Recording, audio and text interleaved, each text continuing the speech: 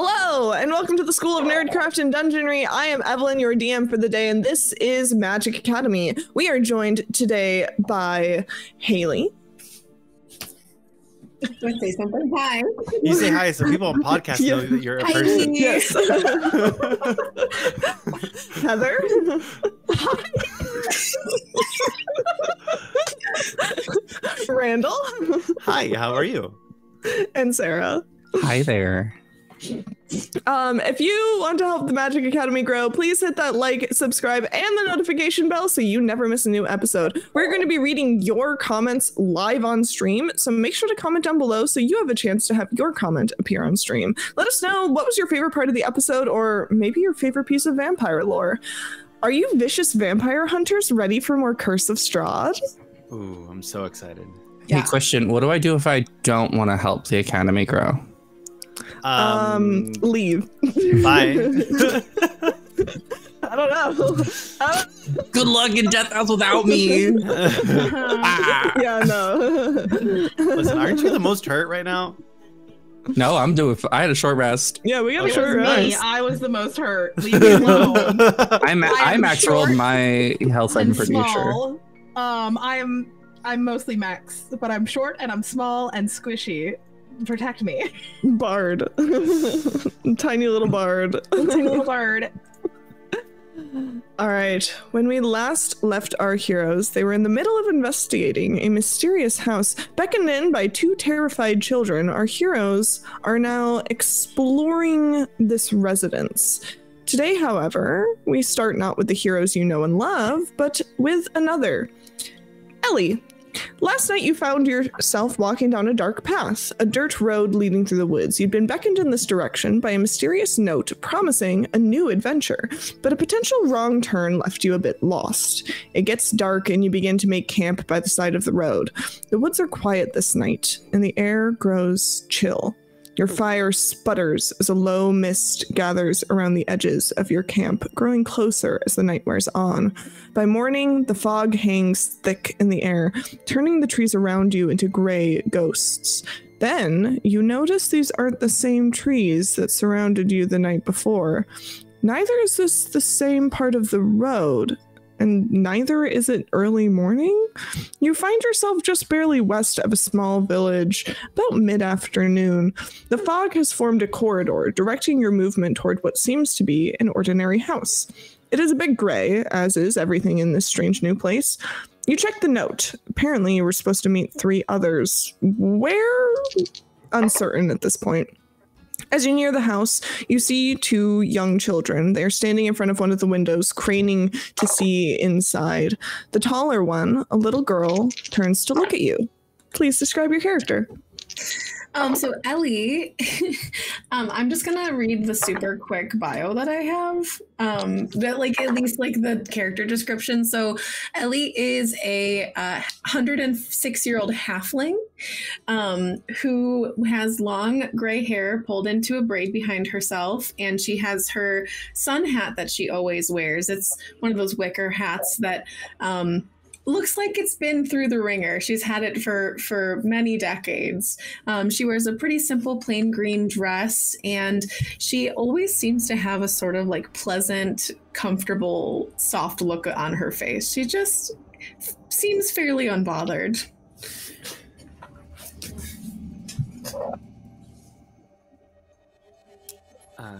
DM, whatever you're saying, it probably is just too good for my ears. Randall. Don't make me roll a d4.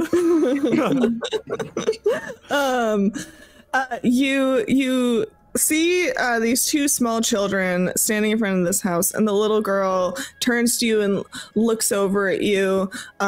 She's probably either your height or ever so slightly taller. And you just see tear. It's very obvious that these children have been crying.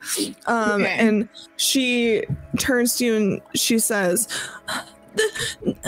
there were some people and they went into the house to fight the monster, and I don't know if they can fight the monster. There's a monster in my house. I take my walking cane and I hang the hook on my elbow so I can take her hands and I go, "Oh, sweet child, there's a monster in your home?" Yeah, there's a monster in my house, and my parents kept it in the basement for a bit, but I don't know where my parents are, and there were these 3 people. One of them had like a hood, and it was kind of scary, and the other 2 were, I don't know, interesting. It's a strange little group that's gone into my house.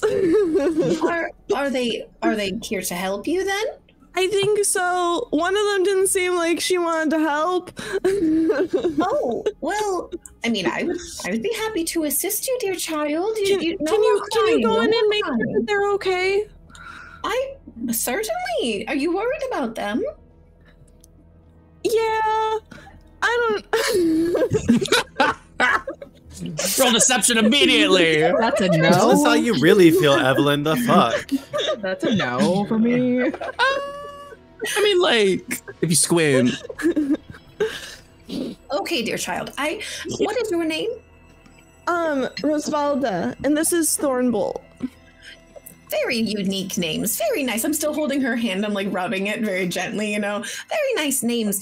Well, you two, you stay outside. You be safe, okay? I'll go check on your little friends and I'll see what kind of monster it is. I'm sure it's nothing terrible. We'll take care of it for you. Okay, thank you. I take my cane off my arm and I start to kind of hobble into the house with my nice little old lady walk. You enter the house and you can tell that like people have been through here by the fact that the doors are all open. And so you enter and you see, you know, this little tiny entrance area. You see the main hall with these portraits on the wall, and you come finally into a room. If you look on the Roll20, everybody should be on the right page. Yes. If you look at the Roll20, you enter into this this area, where there is this big red marble staircase, and you can hear voices coming from above you. What are the 3 of you doing up on the second floor? You've just entered the second floor. In the upper hall, unlit oil lamps are mounted on the walls of this elegant hall. Hanging above the mantelpiece is a wood-framed portrait of the Durst family. Gustav and Elizabeth Durst with their 2 smiling children, Rose and Thorn. So you can see Rosvalda. You can see the 2 children in this portrait. Cradled in the father's arms is a swaddled baby, which the mother regards with a hint of scorn. Standing suits of armor flank wooden doors in the east and west walls. Each suit of armor clutches a spear and has a visored helm shaped like a wolf's head. The doors are carved with dancing youths. We found the first bit of information about the family, I guess, here. Weird that there's no pictures of them on the first floor, but there's pictures of them on the second floor. Maybe that's just because, like, they live up here and they sleep up here. Like, maybe they just want to see each other there. Like, I don't know. The mom doesn't look too happy. And I don't think that would be, like, something you put on, like, the first floor. She just, like, scowling, holding a baby, but, like, also, as well. Like, I feel that. And she wanted people to know. They had to look at this picture and say, you know, fuck this child, and then frame it and then put it up. It's a lot of effort to put it up on here. So yeah, not good. The kid is on the third floor, right? From what they said, yeah, which is really weird. Why would you leave like like their youngest sibling all the way up there? 3. Do you want to search this room or search this floor, or do you want to keep heading up? I'd like to examine the suits of armor from where I'm standing. Give me a perception check. Hold on. Sirenscape. Shush. That was Right? perfect. That was the was perfect literally climax, though. so good. Shh. Oh wait, did I just break a rule? Did I just break NDA by saying that? No, Oh, no, you're good. Fine. Okay. You're fine. I was like, I was gonna just break NDA. It would be me being casually like, haha, funny joke. No. Oops. We talked about you, Sirenscape. We need to put some of the branding on our stuff too. Okay. Yes. They want to work more so. Okay, perception check. Here we go. Hell yes, Sirenscape. Oh, that's not terrible. That's a 16. With a 16, these are ordinary suits of armor. They are each holding a spear and have a visored helm shaped like a wolf's head.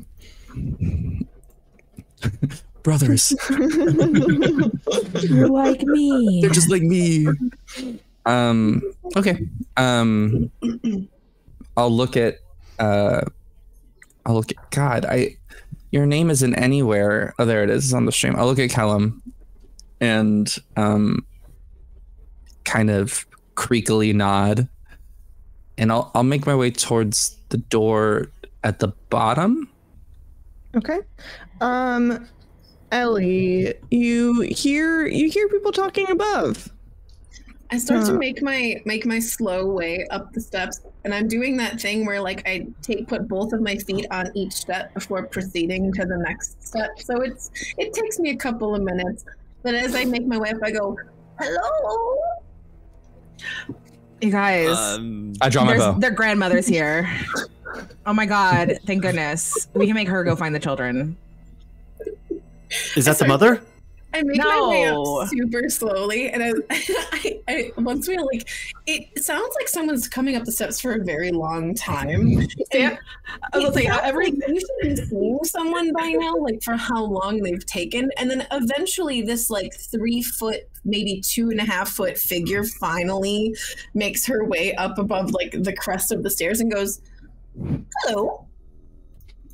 Emery literally has her hands on her hips, being like, "Oh, like, are you their grandmother? Hi. Why did you leave a child on the 3rd floor?" I'll have you know that I have 37 grandchildren, and none of them are those two outside. There is a bow pointed at you, just so you know. Well, that's awfully rude of you. I have no interest in fighting you today. Why are you here? There were some children outside that said they needed assistance, and there were some 3 scallywags that were mucking things up, so I thought I'd come check it out.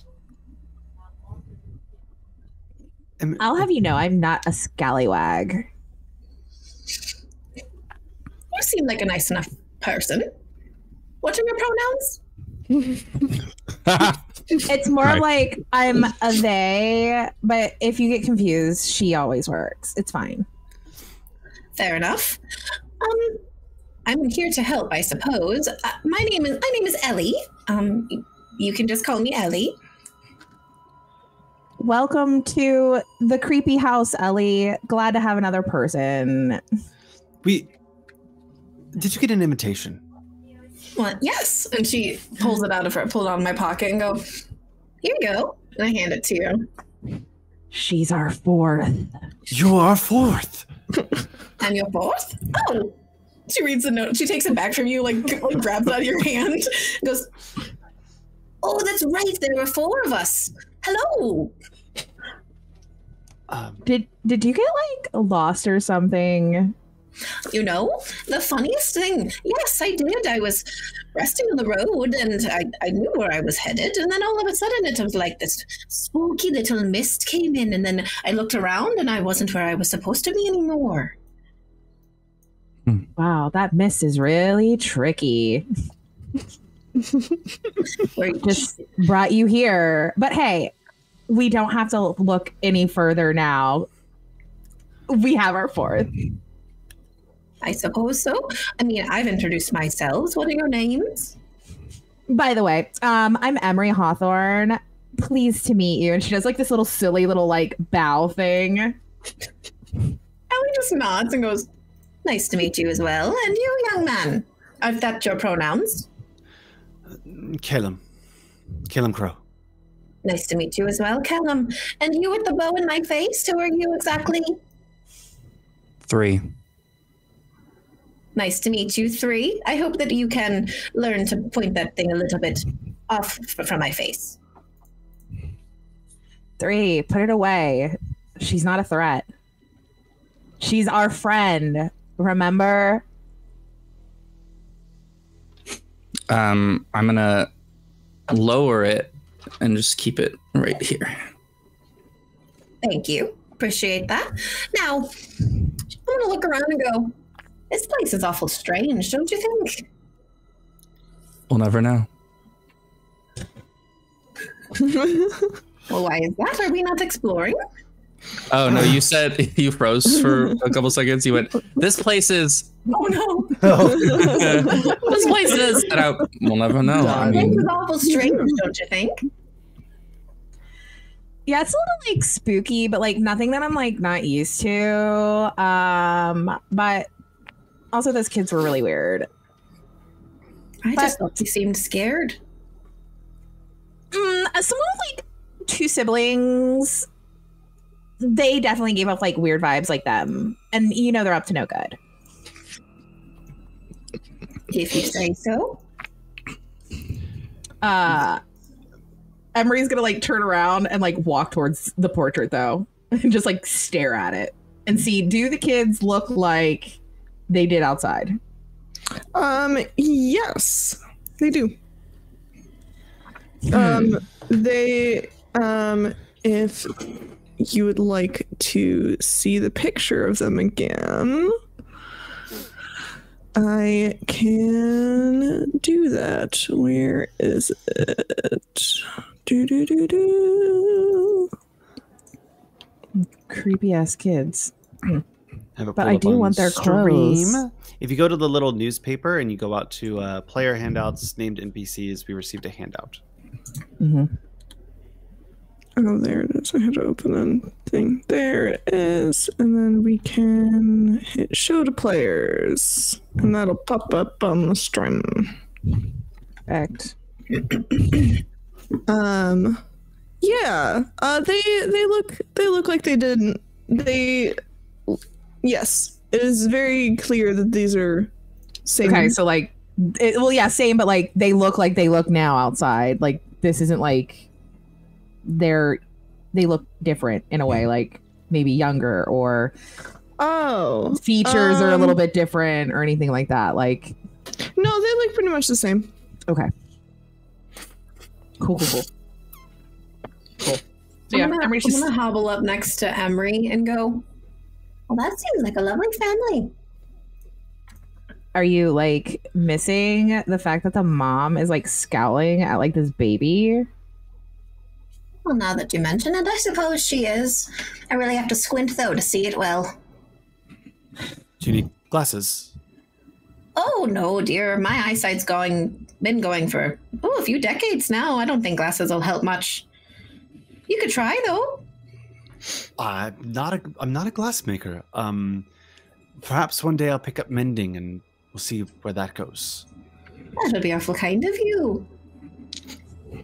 But I do suppose now that you mention it, Miss Emery, she does have a bit of a scowl on her face. Perhaps the baby was getting on her nerves. Maybe. I don't know if like the word lovely would just describe them. They're a little odd, but like who knows? Did we get the third child's name? You did. There's a third child? The one we're looking for the other two. We're looking for their brother. Oh, I was just sent in here to come after you 3. I didn't know what we were doing, really.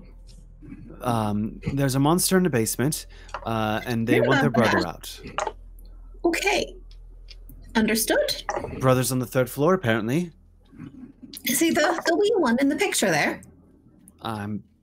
Looks, maybe.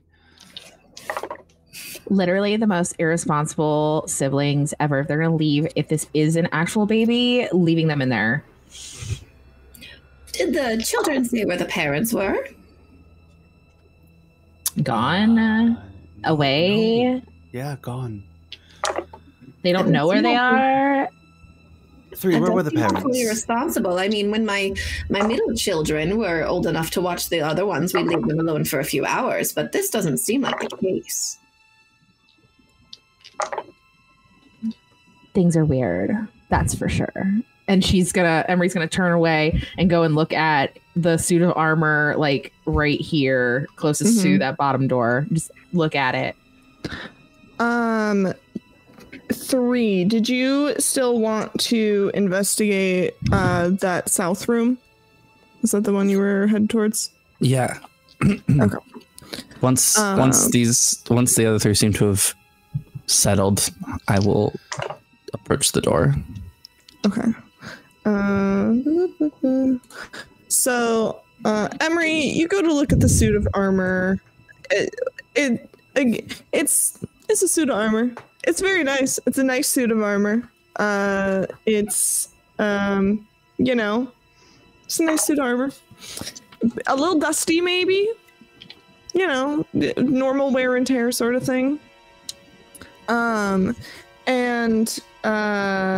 3, as you go into that south room, you will see gossamer drapes covering the windows of this elegantly appointed hall, which has a brass-plated chandelier hanging from the ceiling. Upholstered chairs line the walls, and stained glass wall hangings depict beautiful men, women, and children singing and playing instruments. A harpsichord with a bench rests in the northwest corner, and near the fireplace is a large standing harp. Alabaster figurines of well-dressed dancers adorn the mantelpiece.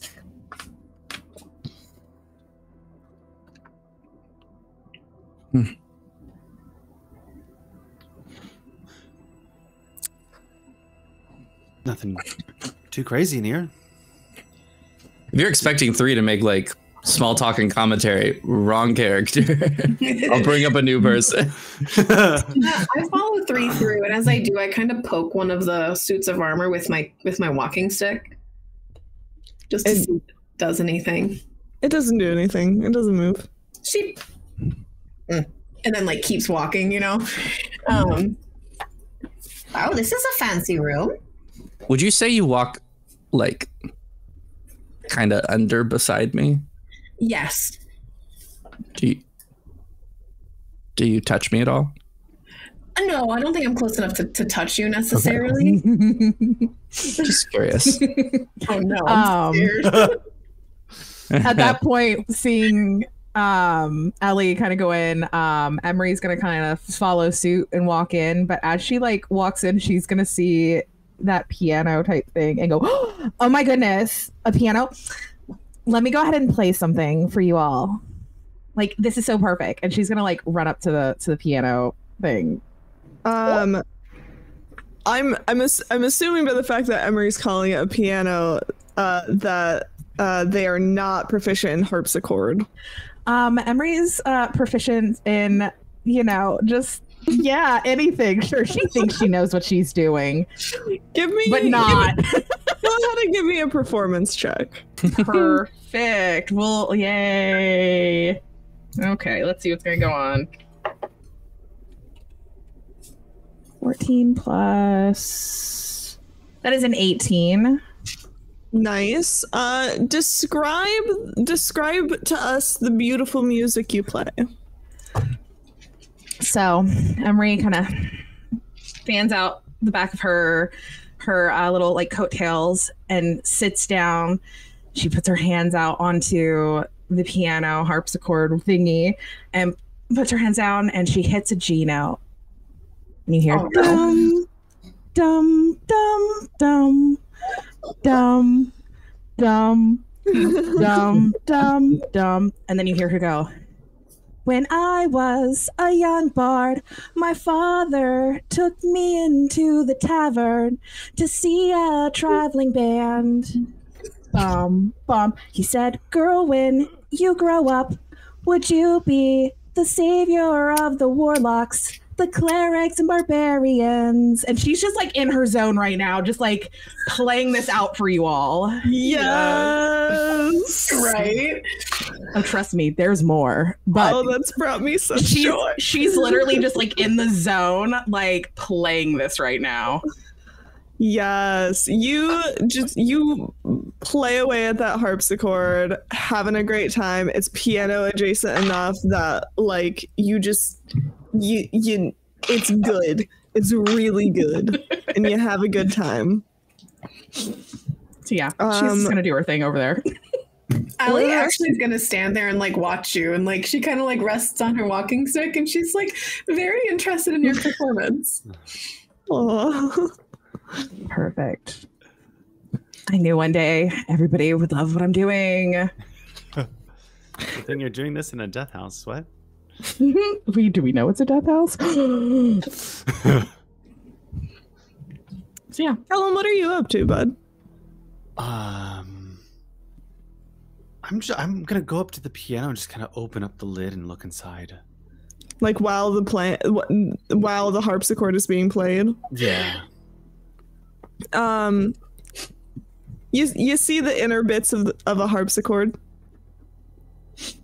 Strings and things. I've never opened a harpsichord. Those are a lot of things. You Some see strings the and things to be percussive, specific. the little percussive bits. I'm assuming it's like strings with like little hammers that. Yeah. yeah. Just you're just seeing them all go, you know, just Bop, hitting bop, bop. and making the sounds. Ping, ping, ping, ping. So the people here are musically inclined. That's shows some culture. Or they're very rich because this house is very large. Like at least 4 times larger than my home, and I raised 13 kids in that. We didn't need all this space. True. And have you finished your song? As Emery like finishes, you'll just hear, "Will it venture on? Adventure on?" And like just kind of ends. So you know, she does like her whole rendition of like her thing. Ellie applauds. Thank you. You know, I've been waiting to like bust that one out for a little bit, but like Your average note accuracy was 90%. perfect. It's not. I couldn't blame you. The harpsichord is about 10 cents out of tune on the E and the F and the G sharp. You know what? There probably hasn't, you know, they probably don't have anybody that like sits and plays it. So I didn't really think to like tune it beforehand, but you know, it's good enough. And she kind of like hops up. You must be really good with numbers. 3 and a good ear to hear all of that. The notes in traditional music vibrate at a certain frequency. This frequency is just explanation. Yeah, They also taste with their finger. Yeah, that's true. It's very unique, but like I do not taste as you do. Chemical components or something like that. I look up at 3 and I go, what are you exactly then?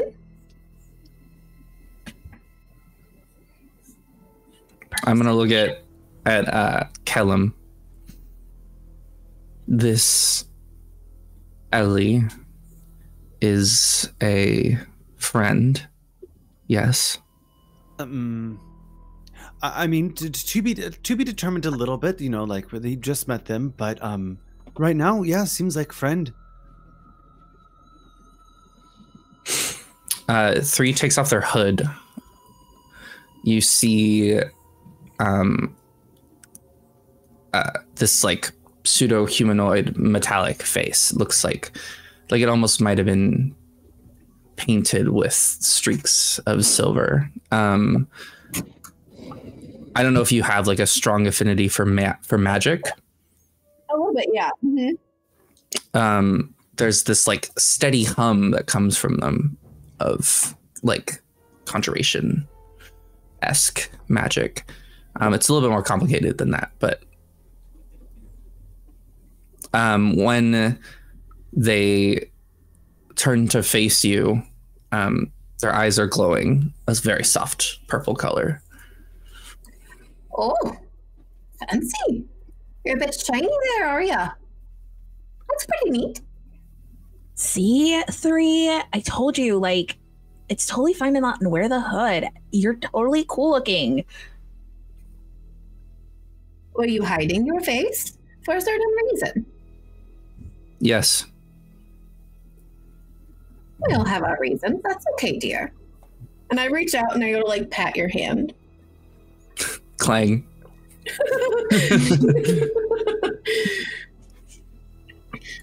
Well, is there The anything hood of interest comes in back this up. room? Sorry, what was that, Ellie?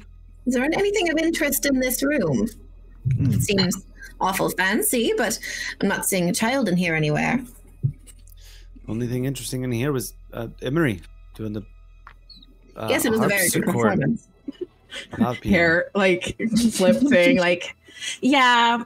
If there's like nothing else in here, because it just looks like a bunch of chairs and everything, like I guess we go check out whatever is across the hall. All right. You all head across the hall to the next room. That is red velvet drapes cover the windows of this room. An exquisite mahogany desk and a matching high-back chair face the entrance and the fireplace, above which hangs a framed picture of a windmill perched atop a rocky crag. Situated in corners of the room are two overstuffed chairs. Floor-to-ceiling bookshelves line the south wall. A rolling wooden ladder allows one to more easily reach the high shelves. Ooh, it's so fancy in here. I'm gonna look at books. Yes, go look at the books. Did I find any books of interest? The bookshelves hold hundreds of tomes covering a range of topics, including history, warfare, and alchemy. There are also several shelves containing first edition collected works of poetry and fiction.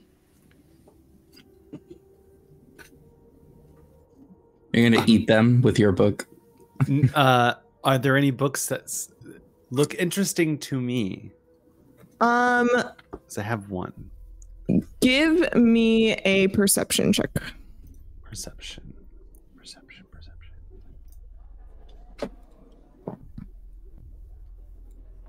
Oh, 8.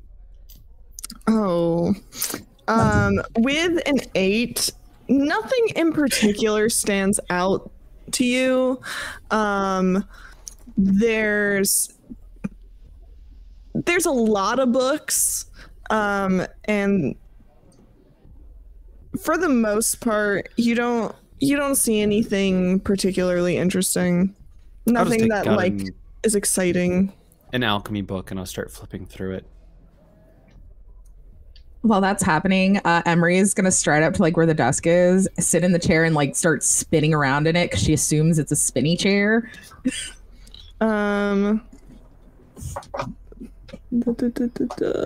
not be, yeah, but sure. she thinks it is. Goes to spin. The chair spins. Perfect. You spin around in the chair. You have a good time. It's very fun. With that, she kind of like spins around at least like, a couple times, stops it back at the desk and kind of looks to see now what's over it. I feel very sophisticated behind this desk. So on the desk, you see an oil lamp, a jar of ink, a quill pen, a tinderbox, and a letter kit. And there are drawers in the desk. Yeah. You see a bunch of stuff and you see some drawers. I waddle over to Emery at the desk and go, anything of use here? And I'm like this, like trying to see. Like Ellie is literally like 2 feet shorter than Emery. So she's an old lady half-elf or a halfling, right? So halflings are already really small. So, yeah, and Emery is a very short tiefling. She's only 5 feet tall. We're very short. We're very fun. Yeah, Emery's like it's like a little kid trying to see what their parents are doing when they're cooking, A bunch of like letter writing stuff, which is kind of cool, like sending all letters to their friend, but like nothing too crazy. And she's gonna go to like jiggle the drawers to see if they're open to like pull out what's maybe in the desk. The drawers are unlocked, and in the main drawer you find an iron key. And she's gonna reach in and she's gonna pick it up. She goes, I found the key. The key? Do you know what it goes to? No, but it's a cool key. Well, we'll start trying it on things, I suppose. I guess if we find locks, yeah. And she's just gonna like go and stick it like in a pouch on her side, like this is cool. Was there anything locked downstairs? I didn't spend much time down there. I don't remember. I don't think so. No. No, not that, like, I remember. Well, actually, there were the... Or was it one of the things in the... In the rat room, there was some stuff we tried to break open but couldn't. Couldn't? Ooh. But Yeah, does the there was key look too big for that? Yeah, it looks like it's not a cabinet key, but perhaps like a proper door key. Well, I guess if like we find a really like a locked door or something, because it probably means someone doesn't want us inside. Guess who's going to be able to get in? It's me. Well, it'll be us, but yes. Semantics. And Emery's just gonna pick up the quill and like the ink and then like start scribbling out some new like lyrics at this point. She's like, I guess I'll just kind of like, while you guys look at books and whatnot, I'm just gonna sit here and like write a few things real quick. I just had like the great idea. 3's gonna walk past you, look over what you're writing, and go, those words don't rhyme. They don't have to rhyme, 3. Not all songs have to rhyme. While they're bantering about lyrics, I'm gonna waddle over to the bookshelf and pick up a one of the poem books. Give me as you're looking over the bookshelves, give me a perception check. I did a digital roll. I hope that's okay. I got Oh yeah, absolutely. nat 20. I got a 22. Nice. Hell yes. Your eyes immediately go to a red covered book with a blank spine. It is so obviously a fake book. And yeah, you see just a very, it stands out a little to you immediately as this is a fake book. I imagine it's like on one of the very bottom shelves, and that's why it was so easy for her to see. Yeah, it's like in a low spot. Yeah, well, that's strange. I'm gonna pull it out. As you do, you hear this creaking noise as you have found a secret door. Shut And the up. door starts open. I go, "Oh, what's that?" If I can get the tool to work, there it is. And you go into a little secret room. Oh my god. This secret room contains bookshelves packed with tomes describing fiend summoning rituals and whatnot. Give me. Yeah, you see a whole bunch of like real creepy looking books. And a heavy wooden chest with clawed iron feet stands against the south wall with its lid half closed. Sticking out of the chest is a skeleton in leather armor. I'm gonna stick my head in the door, see that, and go, You all may want to come see this. What book did you find? Oh. There's a dead person in there. Emery's getting up being like, what did you guys like find? I mean, books are okay, but whatever. You want to touch the chest? I'm not touching that thing. Nose goes. 3. Would you like to touch the chest? Of course. He's not understanding anything. Nose. It's okay, goes. 3. I'll teach you that one like I taught you rock, paper, scissors, but you get to go in and check out what's in that chest.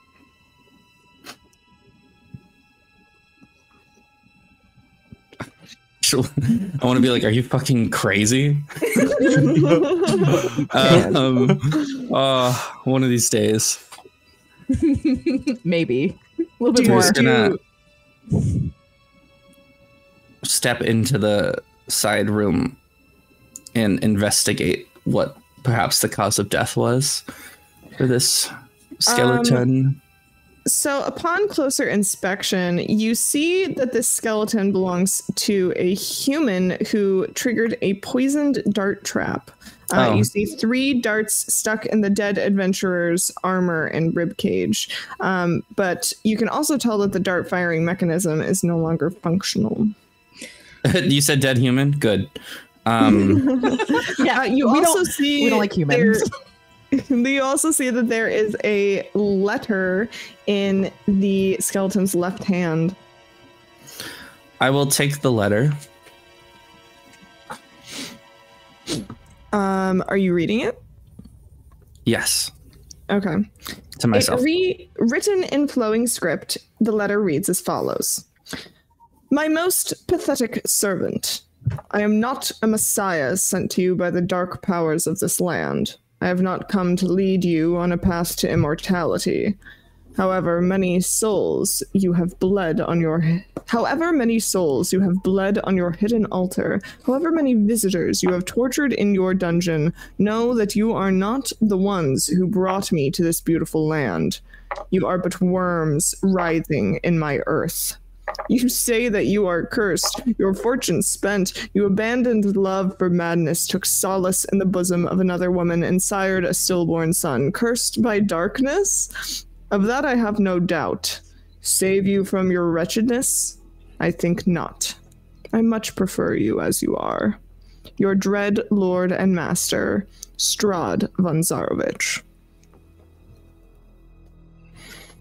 Well, 3, what did you find? A letter. But like, what did it say? I'll repeat it without the theatrics. Because I don't have this.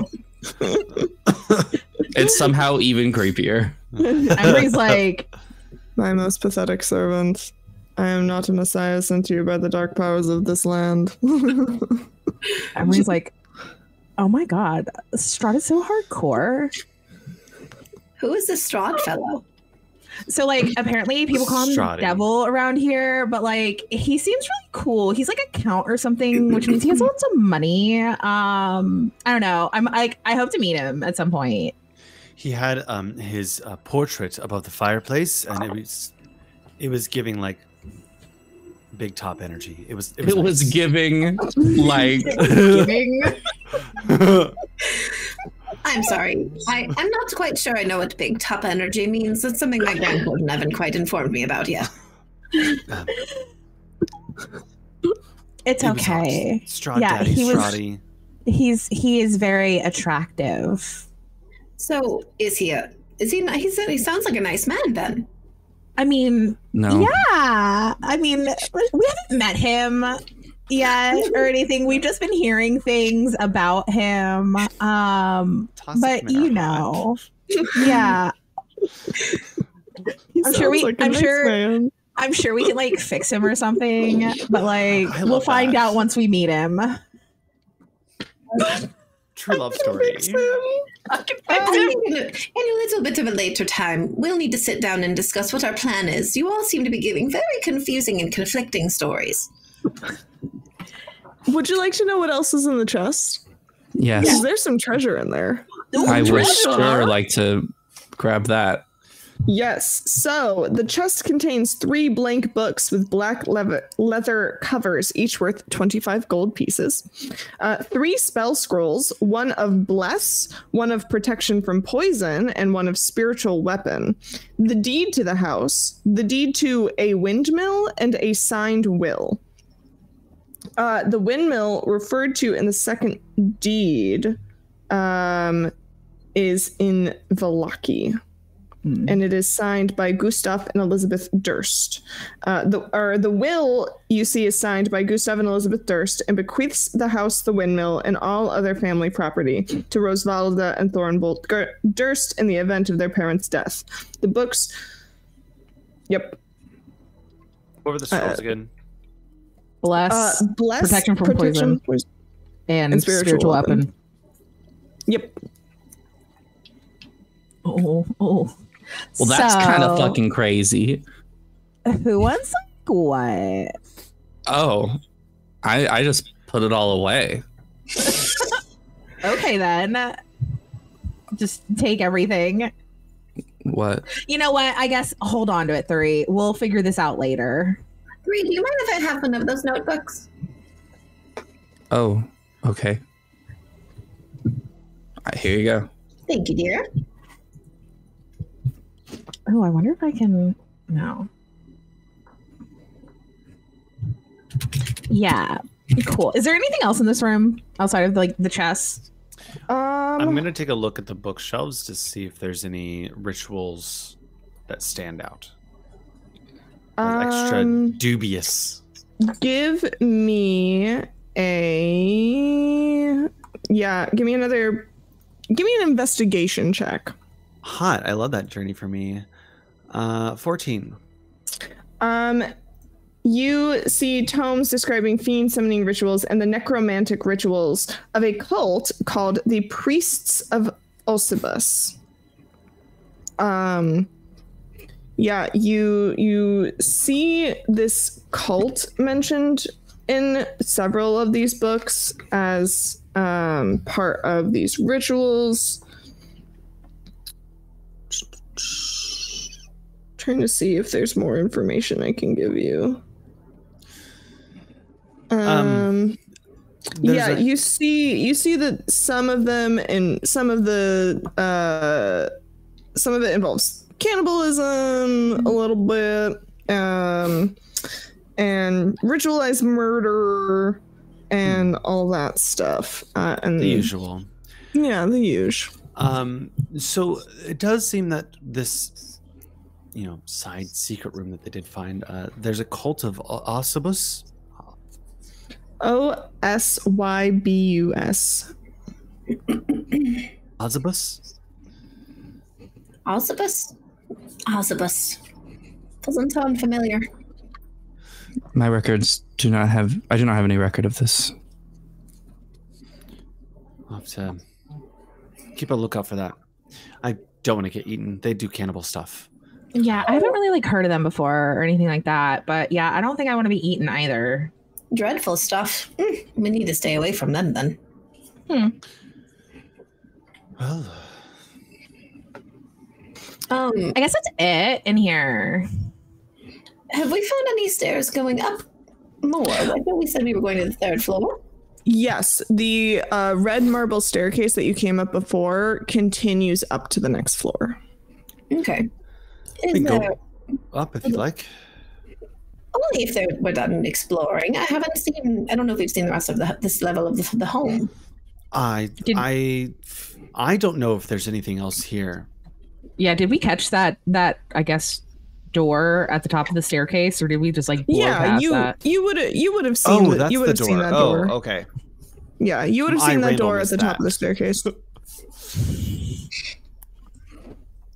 Okay. Well, it's I remember correctly, there was, I think, a door as we came up, but we were so focused on the suits of armor that we must have just went right past it. Oh, well, we could check it out. We could stick our head in, I suppose, on our way. Already being nosy. That's true. And we have the deed, and I think if we have the deed, we own the house, so. Exactly. We can do what we want now. And we are going to own this town soon, so. I don't believe that's how that works. I don't believe that's how that works, but we'll continue being nosy. I'm okay with that. All right, you guys head into this next room. And see what appears to be a servant's room. An undecorated bedroom contains a pair of beds with straw stuffed mattresses. At the foot of each is a little footlocker. And tidy servants' uniforms hang from hooks in the adjoining closet. You also see, and I got this wrong in the last episode, this little thing here and here is not just some random little space. It is a dumbwaiter. It is a little elevator thing. I missed that somehow, even though there's a whole little paragraph right here about it in the kitchen section. And again, here, Behind a small door in the southwest corner of the kitchen was a dumbwaiter, a 2-foot wide stone shaft containing a wooden elevator box attached to a simple rope and pulley mechanism that must be operated manually. And you can surmise that this is the same dumbwaiter, and it has a little button on the wall next to it. I'm gonna push it and see if it works. You push the button and you hear from below you a tiny ringing sound. Presumably in the floor below you, in whatever room is below you, you hear a little ringing noise. That's perfect. This is probably how like they get food up here to like get it to maybe the bedrooms upstairs. Super rad. Yeah, do you think you can fit in there? Look at it a little bit. I think so. Okay. I'm just thinking like if something happens, we can just like escape down real quick. If I have to like hide you in there. But I certainly would. Yeah, not me. You. 3 will become a box. Like a suitcase. Ellie, what is your size classification? That's a great question. Are you small? I would assume small. I think halflings are small. I'm pretty sure they're considered small. They're gargantuan. Actually, they're large monstrosities. How tall are you? Size is small. Mm-hmm. Max height for a small is 4 foot. Yeah, so it says average height for halflings is 3 feet tall, but I'm like 2.5 feet You're tall. old. You shrink when you get your older. size. Halflings average about 3 feet tall and weigh about 40 pounds. Your size is small, so you are small. Cool. Good to know. If you lose half a foot, you're tiny. I'm itty. After watching Ellie kind of like poke around in the dumbwaiter, Emery's gonna go up to the foot chest on the left side and kind of maybe see if there's anything in there. You open them up; they are empty. This checks for the fact that they're servants. They don't always have much. But they get room service. Apparently so. Like, at least they're treated like, I guess, somewhat nice. Yeah. It's because they are not meant to be seen. You are actually absolutely correct with that. Yeah, that tracks. Great observation. And as she says that, she's gonna look and see if there's anything under the beds. You see a lot of dust. For servants, they don't even clean their own room. Weird. Rough. I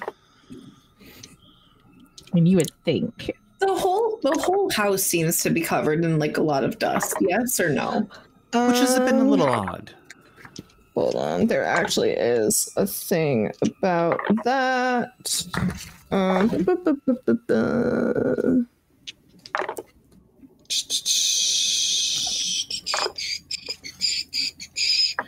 There, I swear there was a little thing that said something very specifically about I found it.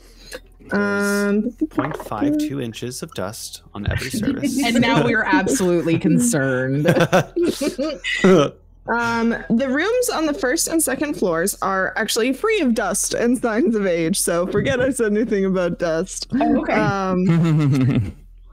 Maybe a little bit of some dust bunnies. A little bit of dust from like the dust I'm referring to is like regular wear and tear. It's not like it's concerned dust. It's not concerning dust. Yeah, it's not a concerning level of dust. Got it. The floorboards and wall panels are well oiled. The drapes and wallpaper haven't faded, and the furniture looks new. Yeah. Okay. Any monsters down there? No. Maybe some dust bunnies, but like they're not alive. I'm gonna stick my head in the closet. What I assume is a closet. In the closet, you see tidy servants' uniforms hanging from hooks. And at least they give them clean clothes. you don't think we'll need those, will you? We could. I don't think like anyone's gonna be back here, and do we really want to be mistaken for the help? I mean, I just feel like I don't know. The mom looked a little frustrated, right? And perhaps it could be a good disguise instead of 4 interlopers just running through the house. I mean, we do have the deed, so we do own it now. So technically, they're the interlopers. We could give them the outfits and make them the servants. You know, you do make a good point. Perhaps it is best if we continue on our journey to help these people, so we're not caught snooping around a home that we don't actually belong. Yeah. You know what? That makes sense. Okay. Yeah, let's go with it. I think we found what we need. But right, as the group leaves, Emery stays back and snatches one of the uniforms. Okay. You take a uniform. Just in case. She's also a performer, so like she might use it later. Yeah. So you guys head upstairs. Yeah. All right. Which one is that? You head up to the 3rd floor.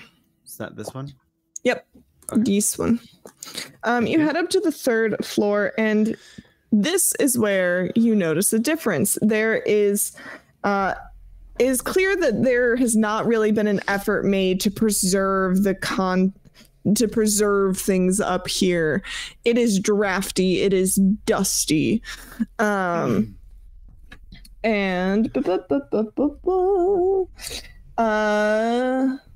you come to a dusty balcony with a suit of black plate armor standing against one wall, draped in cobwebs. This suit of animated... Go ahead. Continue. I really am interested in this storyline. I'm so interested in this. Really. I literally heard nothing. It's fine. This suit of 3, is that you? animated looking armor. We looked at 3 way too hard. We're like, of course we know he's animated. No. It's not animated armor, it's anime armor. Yes, it's a mecha, actually. They were really into anime. This might be the man cave upstairs. Yep, it's anime. It's the anime armor. Yes, got oil wing. lamps. You see black plate armor standing against the wall. I love you, Evelyn. Ain't nothing wrong here. It's okay, buddy. It's okay. LOL JK. Do I have all? Oh, I have all of these. Perfect. Okay. Yeah, you see a suit of black plate armor. And as you you guys reach the top of the stairs, you see it does begin to move. And I will need everyone to roll. Yeah, you're going to roll initiative. Surprisingly animated armor. 3. It's not you that's moving. Great. Brother. Did it work? Am I on the right layer? Okay, so this 16. we're gonna move that here. And then we're gonna go here. We're all still level 1, correct? Yes. So we got Please. We're gonna die. It's okay. We're coming back. and we're going to I don't like him. do actually I need that also to be me. My portraits have now come to life. I love them. They're Seriously, so obsessed. cute. Catch me maybe getting it tattooed on my body. Who knows? It will be. yeah. So I have a multi-frame thing where you put like traditionally like multiple photos and stuff that I'm going to be putting all my D&D characters into. Oh, that's fun. Nice. So that is definitely going to end up in that. I love that. Okay. And then this one is here. Okay. So place yourselves kind of where you would be either on the staircase or in the room once you've like come up the stairs and whatnot. Emery would obviously be behind everybody because I was the last one to leave the room, at least. So I'd be somewhere like maybe there or whatever. Okay. I take a while to go up the stairs, so I'm like right in front of Emery. Yeah, like we're like kind of sort of like right on top of each other. Yeah, right there is fine with me. You I know. guess. All right. I'm not happy about it, but so what was everyone's initiative? I got an 11. I was 9. I was a 9. I'm a 16. Ellie and 3. What are your guys' dexterity bonuses? 4. I'm not sure. Like, on my regular dex stat, Yeah. 1. Okay. 3 goes first. Let me roll. I do not have enough desk space for any of this. What does that say? Oh, I feel that. Okay. So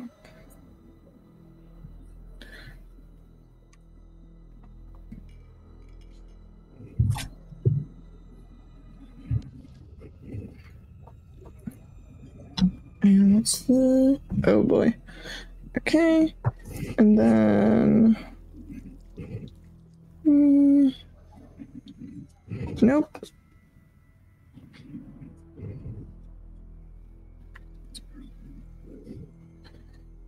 Okay. Emery, you are up first. And you all see this armor begin to shift and move as you approach. It's very clangy and loud. A notable difference in its metallic movements to our silent ranger friend over here. Emery's gonna kind of like yell to 3 like, hey, so you seem like somewhat similar to like this sort of thing. I mean, more so about like being made out of metal, but like what should we do? How do I kill it? Okay. Great. No poison. Kill it. No poison. Got it. What she's going to do instead. Why won't you scroll down? She's gonna walk up behind Caleb, and we'll imagine it where I'm at. And she's just gonna pat him on the back because he's at the top, like very like you're gonna do like perfect. And she's casting heroism on him. Oh, nice. Nice. And basically, you are imbued with bravery. Once the spell ends, you're immune to being frightened and gains temporary hit points equal to my spellcasting modifier at the start of each of your turns. So you get 2 temporary hit points at the start of each turn. Okay.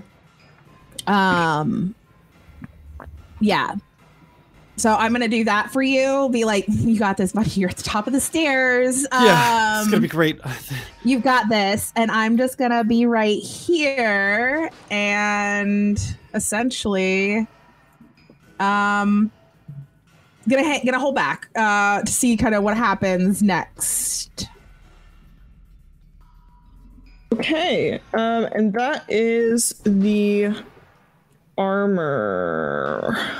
I am trying to do a cool thing with this thing.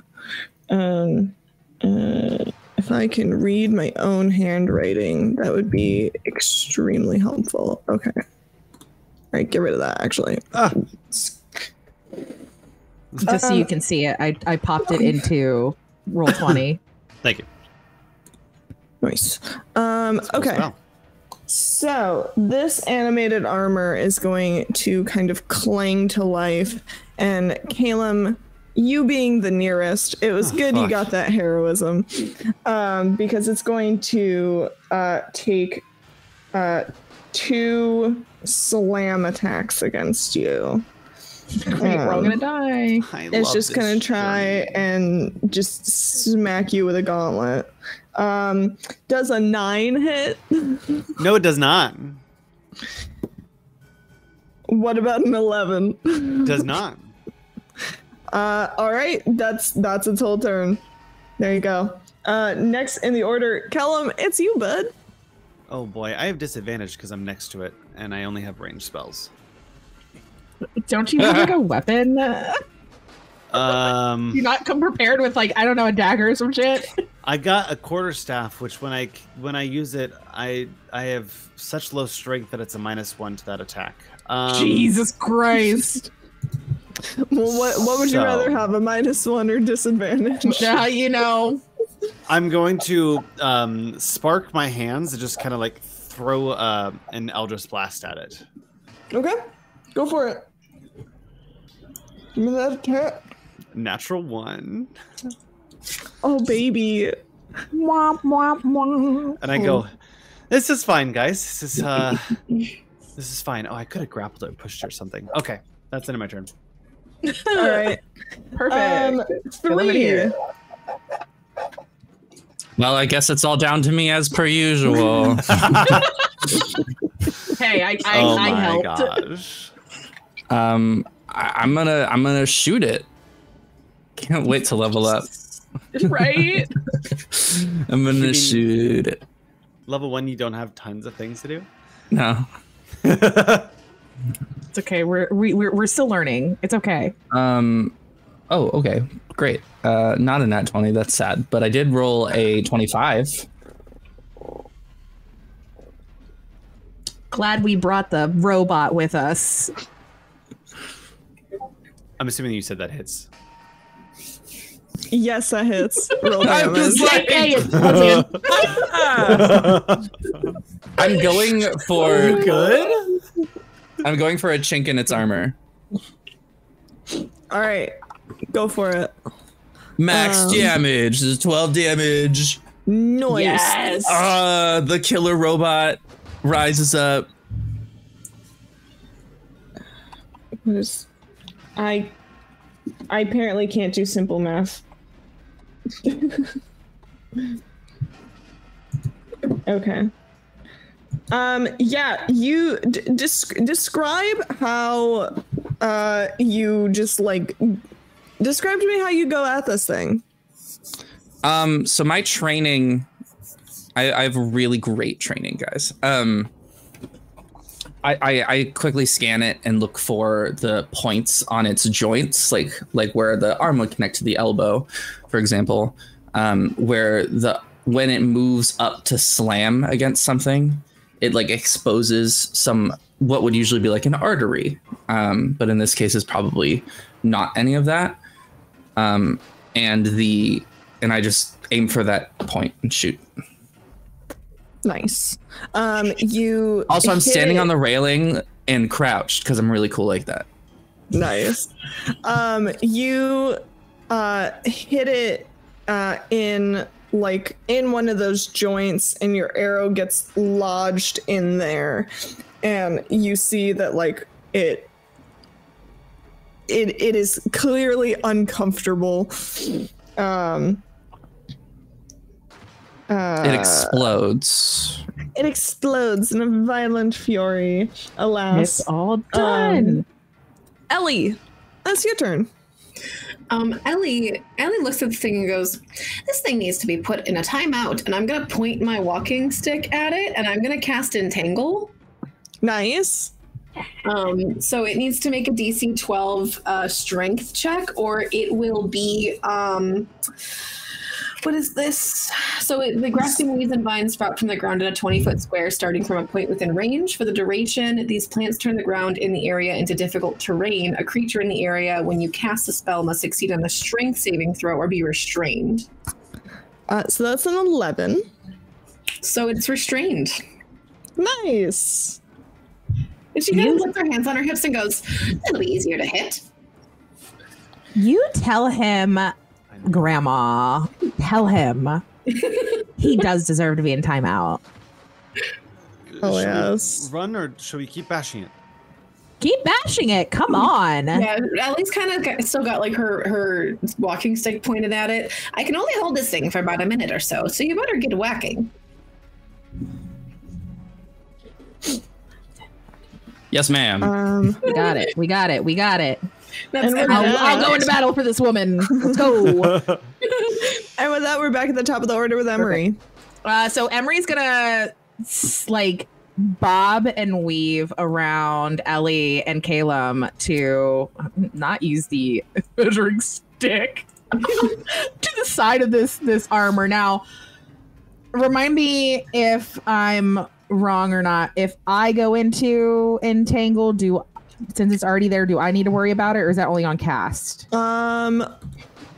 It just says when you cast the spell. Okay, so it's just difficult. It's just difficult terrain for me. Correct. Yes. Walking within it. Okay. Cool. I was like trying to remember. I'm like, here. I can. So you can see the spell. dope, Yeah. dope. Thank you. So yes, it's just difficult terrain. It is only the creature it is cast upon that is then restrained. now also, and then has to worry about that. Okay. Cool. Because Yeah. And because it is restrained, when you attack it, you have advantage, and when it tries to attack, it has disadvantage. perfect. With a flourish, as Emery squeezes past everybody and gets up next to this thing, she's gonna draw her rapier and be like, "We're gonna put you out of your misery," and like swing at him. Do it up. Perfect. So advantage. So we are going to roll. Where did I just put my stupid d20s? Here we go. So 1. That's going to be a 19 plus 5 for the first roll. Yeah. That's a 24 for the first roll. What do we have for the second roll? That would be a 17. So we're going to go with the 24. Yeah, that hits. And Sure do. You hit. Thanks. Shit. Emery knows like how to sing and cause a performance, but she also knows how to cut you as well. What do I got? 1d8. That's a whole mood. That's what I'm saying. It's a 3. That's gonna be 6 damage. All right. Just on guard. Some light footwork and whatnot. Yeah, you like pierce a hole in one of a small hole in one of like the plates. And again, it doesn't have blood, but it looks very, very uncomfortable. It didn't like that very much. You know, I wouldn't either if I was being hit with. And I get another 2 Sword. temporary hit points? Yes, at the top of your turn. Yes. Okay, my turn. Okay, got it. Yep. got it. At the top of your turn, you get it replenishes. Nice. Yeah. So that's gonna be her turn. All right, it is now the armor's turn, and it's not happy that you hit it, so it's Stay going to try there. and hit you with disadvantage. And don't move. She said you're in timeout. You're not supposed to fight back. It's not breaking out of Does restrained, which is good. A 21 hit. With disadvantage? Excuse me? I rolled a 17 and an 18. As you do. Oh, no. Okay, rude. Yeah, it hits. You take 5 points of bludgeoning damage. That's okay. Fuck. Ow. Can you not? Didn't you listen to Ellie? Language, young lady. Fine. And then it's going to attack you again. Oh, multi-attack. Love that. Does a 13 hit? No, thank God. It would hit me. Stop hitting me. Yeah, it it slams you on the first one, and then like almost kind of like hesitates when it hears the language, young lady, and like steps back a little bit, like, and like gives you just enough of like a space to that it misses. And Caleb, that's your turn. All right. So because it's restrained, it won't get an attack of opportunity, correct? I don't think. Oh shit. Restrain does not do anything about attacks from opportunity. Its speed but if it did, it would 0. attack at disadvantage. It would be a disadvantage, yes. Okay, so I'm going to go 5, 10, 15, 20. I'm going to kick open this door down here. Okay. Hope that it opens. Okay.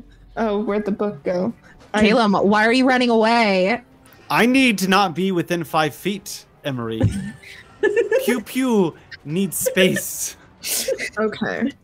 You kick open that door and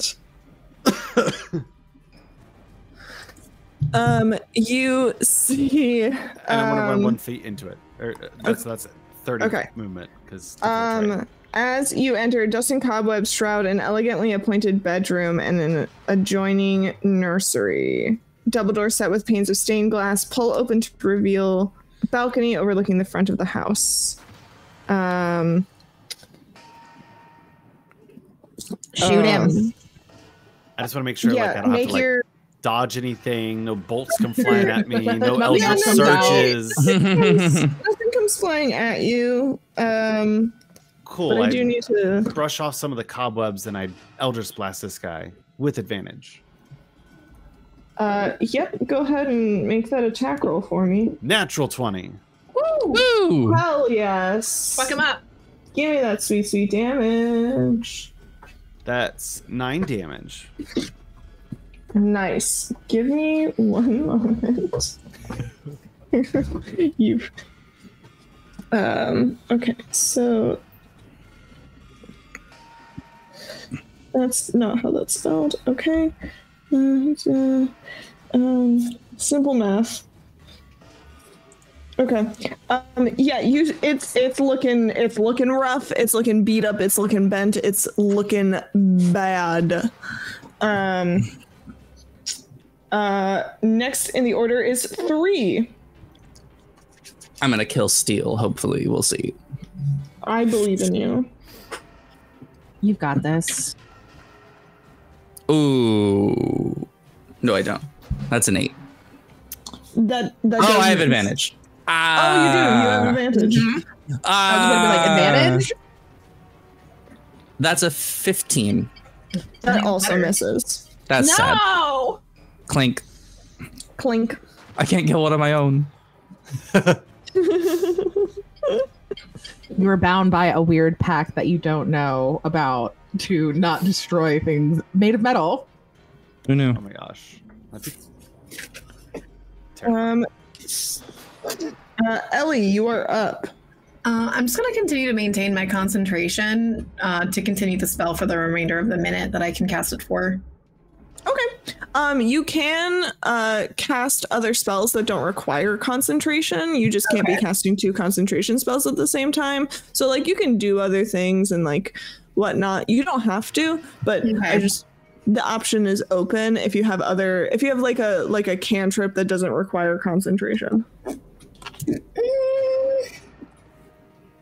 Nothing that's going to be useful at the moment. So yeah, she just continues to entangle it, and she goes, "I can't hold this thing for much longer. You all need to take it out quickly, please." All right. You keep doing your thing, and I'm just gonna whack it again. All right, Emery, you're up. Perfect.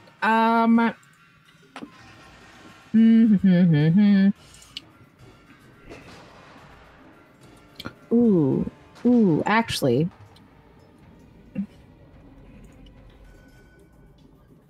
Okay. Remind me if I'm wrong. Because I have 2-weapon fighting, if I cast a cantrip, I can use my light weapon as my second attack. I believe two-weapon fighting says if you attack with a melee weapon, you can attack with a second melee. With the second melee weapon. But double check if that language is there, because I've done that's off the top of my head. Yeah, let me double check. Action attack with a light melee weapon. You're holding one hand. Bonus action attack with a different light melee weapon. Yeah, okay. So it doesn't necessarily have the cantrip type thing. Okay. Nope. Yeah. So, I think you need to be a warcaster. Yeah. Yes. Just wait. Who knows? Well, since my rapier worked the first time, I'm gonna go back and swing at it again. Do it up. That's a 17 to hit. That did you roll with advantage? Oh shit. Okay. That's a 21 to hit. The 21 does hit. Perfect. I was It's just like forgetting an that 18 damage AC. angled. Jesus. Go ahead and give me that damage. Alrighty. So We're level 1, Evelyn.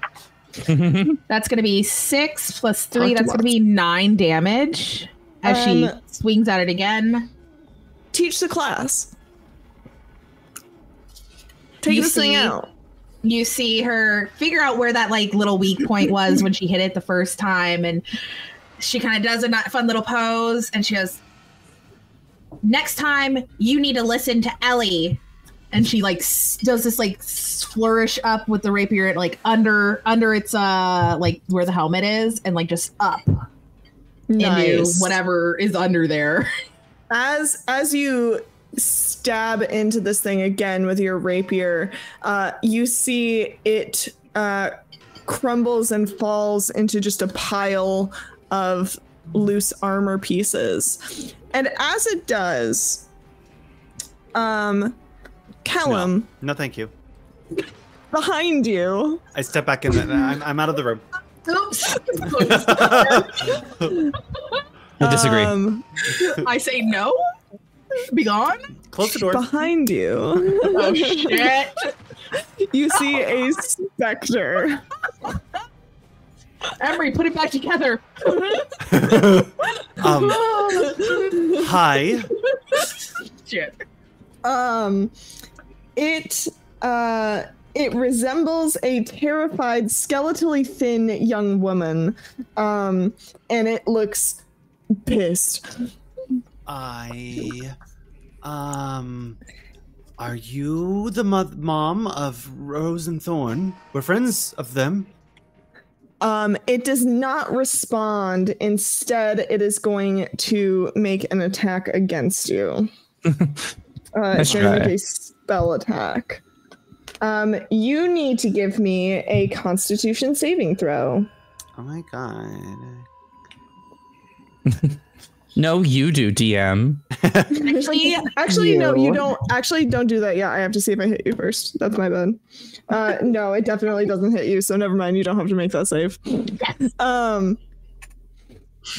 Yeah. So, it like you see it like holds out a hand towards you, like it's attempting to.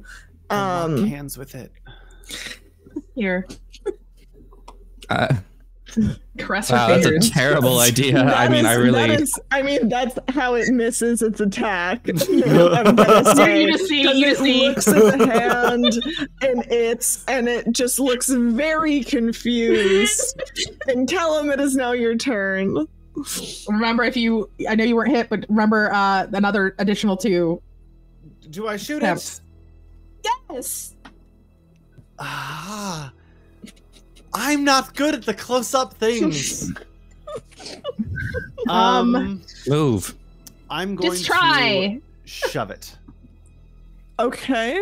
Strength save. Can you shove a ghost? Is About it to a find the ghost fuck now? out. Yeah, we're gonna find out. what a Shit. Ghost word.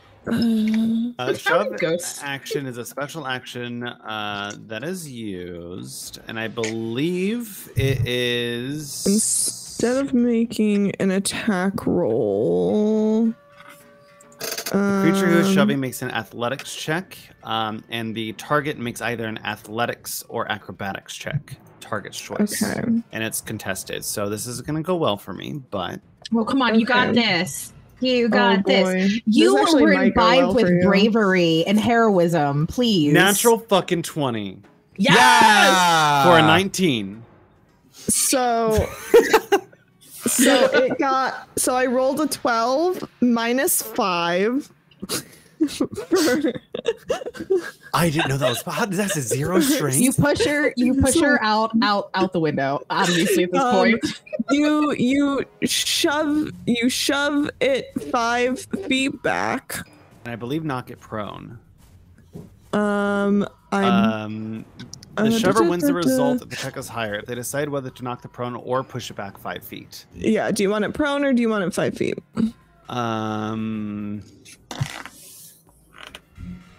don't you need to blast these things? Yeah, but if I knock it prone, you guys have advantage on it? Yes. You have to get out of the way, though. If you're within 5 feet of it. I'm going to push it back 5 feet. Okay. You push it back 5 feet. She screams a horrible, awful sound. And it is Three's turn. All right. Well, I'm gonna move over here. I'm gonna hop off my little railing. You hear ka-thunk. And I'm just gonna say, Callum, lift your arm. And I'm gonna shoot.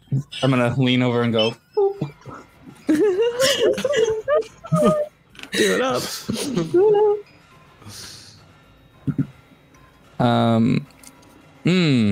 That's a 9. A 9 misses. Tragic. I can't see it. It's crazy. Need to turn on your lights. Maybe that would help. And then I'm gonna be like, well, I helped, and then move over here. All right. Ellie, you're up. Well, what's all this new ruckus going on? And I'm gonna like shuffle over to like look under, like around Kellum's. You don't have to do that. I'm gonna look around your way. You just don't know what to do, so you just stay in that position. Just pressed up against the side. I could have moved, but I forgot. So whoop. Oh dear, that's quite spooky. I'm not. I guess I'm gonna cast Entangle again. All right. What does that save again? 12. The dex? Strength. Good. Yes, that -5. That comes to a total of 11. Oh, perfect. So it's now restraint. Yes. And these vines come up from the ground, wrapping around this specter and holding it in place by its thin little bones, and it screams again. And with that, we are going to take a short break. We will be back in. You see this? 10. Yeah, that's tense. You're tense. Nerves. Dang. All of nerves. We will return in 10 minutes. So, 48. And we will. Huh? 49. 49? All right. 49 after the hour. 49 after the hour. And we will see you again soon in just a little bit as we refill our potions and spell slots or whatever. Boo. We'll see you very soon. Hello, and welcome back to Magic Academy, and welcome back to Curse of Strahd. We are in the middle of a fight. Our vicious vampire hunters. I don't know if that's going to be quite accurate once we actually meet Strahd, but Hunting some vampire bussy. I like the alliteration. Facts, though. I'm here for that. And we are back. Not the bussy. That's our group name. No. That shit bussy. Got it. The Strahd comes in, murders all of you. The game is over. I'm so sorry. But we are at the top of the order with Emery. Last we left off, the specter was restrained. Perfect. So you get advantage. advantage. Oh. You are attacking.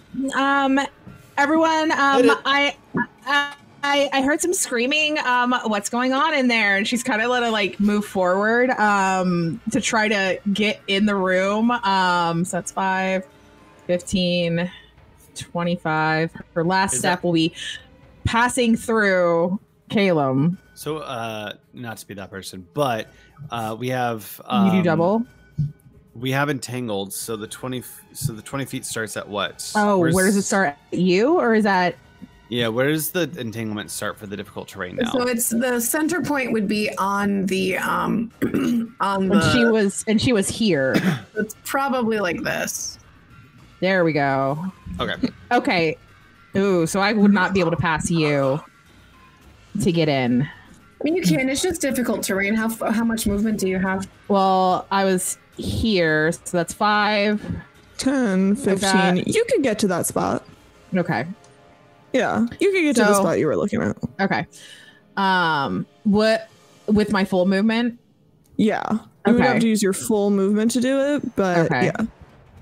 It's okay. Caleb can just side shuffle around me. Yep. Yeah, so Emery's Watch gonna out. be like, okay. And she goes, well, this worked with the last one. And she's gonna go and attack with her rapier again. Okay. That is gonna be a 15 to hit. That hits. Dope. Give me that damage. It's only 4. You rolled with advantage, right? Oh shit. Well, it hit anyways. I mean, just in case you get a nat 20. Just in case I crit. Yeah. Check to see if you crit. I have it's a dirty 23. Yeah, still hits. Yeah. That's only going to be 4. As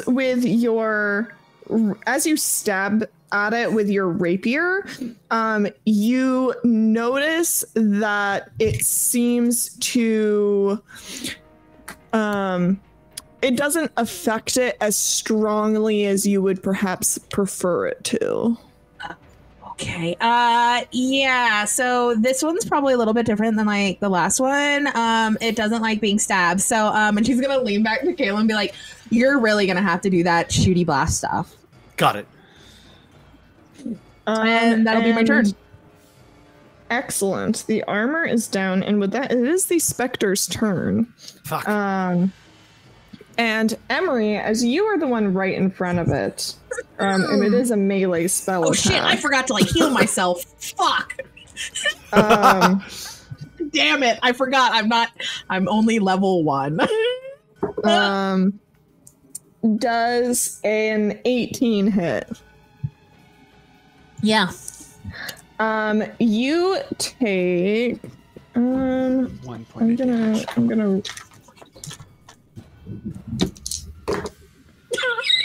You take 10 necrotic damage, and you need to make me a Constitution saving throw. They are down. Come on. I was at 4 hit points. My total is 10. That's not. Yeah, I'm down, but okay.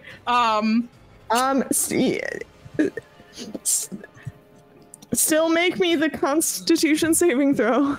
Dope.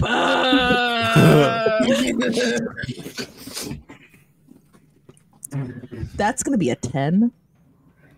Meets it, beats it. I don't know what that was gonna do, but hey. It was going to reduce your hit point maximum by the amount of damage. Fuck. Yeah. Oh, that's right. If you'd failed that, you'd be permadead. I'd be permadead. Emery just goes, yeah, great. No. And he just hits the ground.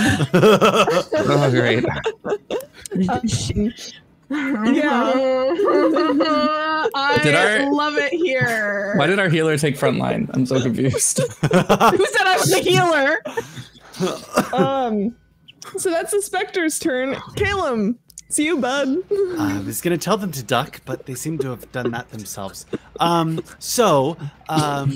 Is stabilize a bonus action or an action? Stabilize is an action. I'm fine. Just kill this fucking thing. It is a DC 10 medicine check to stabilize someone. Please just kill this thing. We can deal with me later. Can I move them? Yes, but it is difficult to... It depends on which direction you're trying to move them. Behind me. I want to like move them behind me and shoot. Hold on. Just step around, step over my body, and then I don't want you to get hit. I'm already down. It ain't Well, looking if you for get me hit anymore. again, you start I know. Decisions. Could you move through the difficult terrain to? Because I know it halves your movement, right? So this would be like 20, and then come over here. I'm trying to figure out if it is an action to move someone.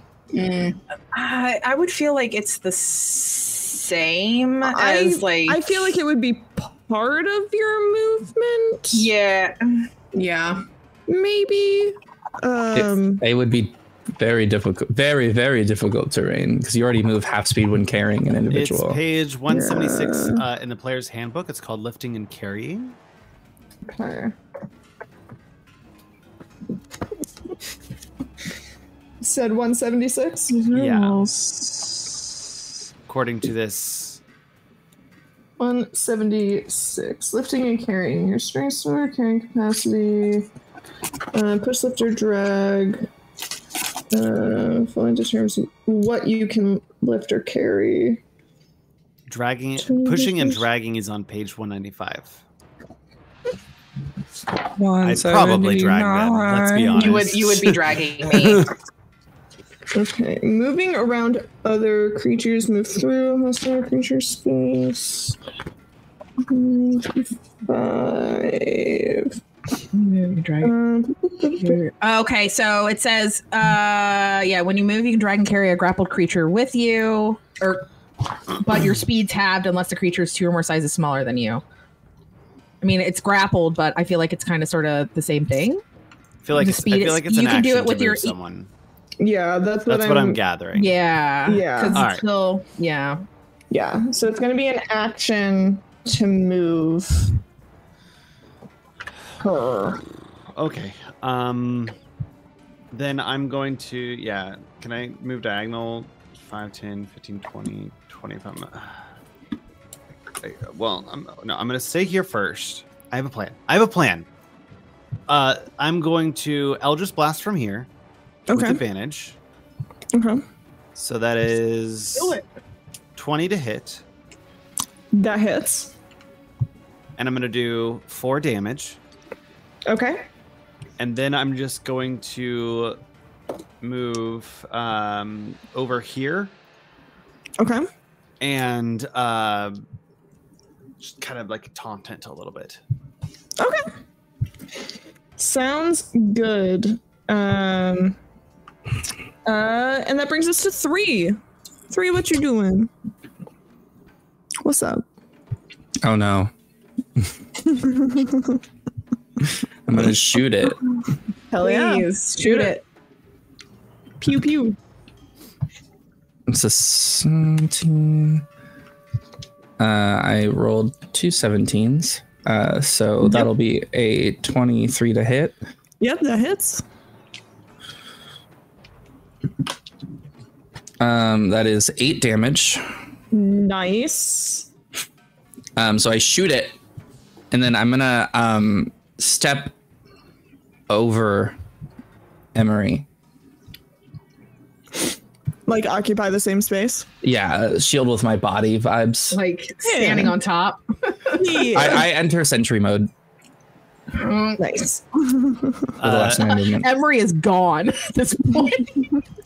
Does the piercing seem to do damage like normal? Oh. It does not seem to do damage like normal. It seems to do not quite as much as you would like it to, but it does do damage. Yeah, that's about what I figured. I hate this. Why do we do this? I don't know. You walked in the room. Whoa! I don't have a defense. You're dead. Exactly. Be quiet. Quiet. I'm unconscious. You hear in the back of your mind Emery saying some sassy ass shit to you. That's what that is. Exactly. All right, Ellie, you're up. Ellie just goes, I'm going to keep holding it and stay firmly out of the room. And I'm just like continuing to like. Nice. Hell yeah. Emery, do not say it out loud. DM me your death saving throw. Well, since it's a death save, I'm going to pull out the coffin dice. Yeah, don't tell anyone here. Don't tell stream. Nope. Just send it to me in a DM. I'll send it to you. Coffin dice, 6 feet under already. All right. Where's my Discord? Fuck. All right. Go ahead. Your Discord, fuck. There it is. That's what I call Magic Academy.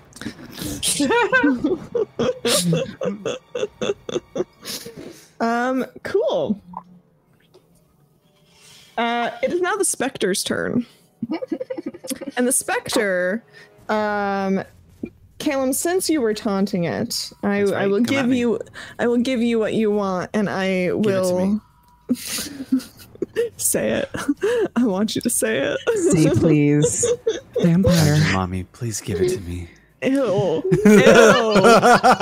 On like so many levels.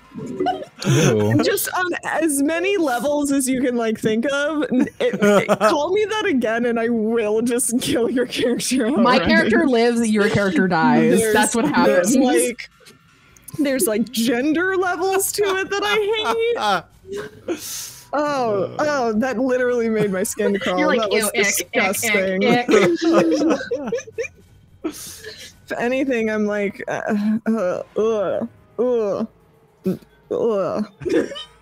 that literally like gave me so much ick. Like just because part of it is like the gender dysphoria of it, and then there's also like just the no. And clearly the Spectre didn't like it either, because I'm assuming an 11 does not hit. Does not, thankfully. Okay, that's the Spectre's turn. Calum, it is now you.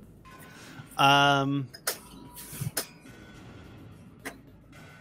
just blast. Okay. Flat roll because I have disadvantage and advantage, and that's a natural 1. Oh, buddy. Oh no. It just like you get a couple of little sparks, but nothing substantial. Like, no. Oh no. It's okay, bud. Everybody gets performance anxiety sometimes. That's payment back for giving you psychic damage. Yep, it sure is. 3. I stash my bow and the blades come out of my arms and I'm like, all right, bitch. Now we're doing this in person. So I'm gonna main hand my dagger. Okay. That is a 10 to hit. That is a 13 to hit. 13 hits. Okay. So it's 1d4 plus 4. That's max damage is 8 damage. So nice. I'm assuming halved because it's non-magical. Yes. And then then on my offhand is my little hand axe. Hell yeah. That is a nat 1. Do I get advantage again on the second weapon? I believe so, right? Yes, you still get advantage. Great. That is a natural 20. Hey, all right, we did it all. Duality. We see the world. Give me that crit damage, baby. So I just for all that I really know the rules, I honestly forgot. It's not that I roll twice; I just roll and double it. I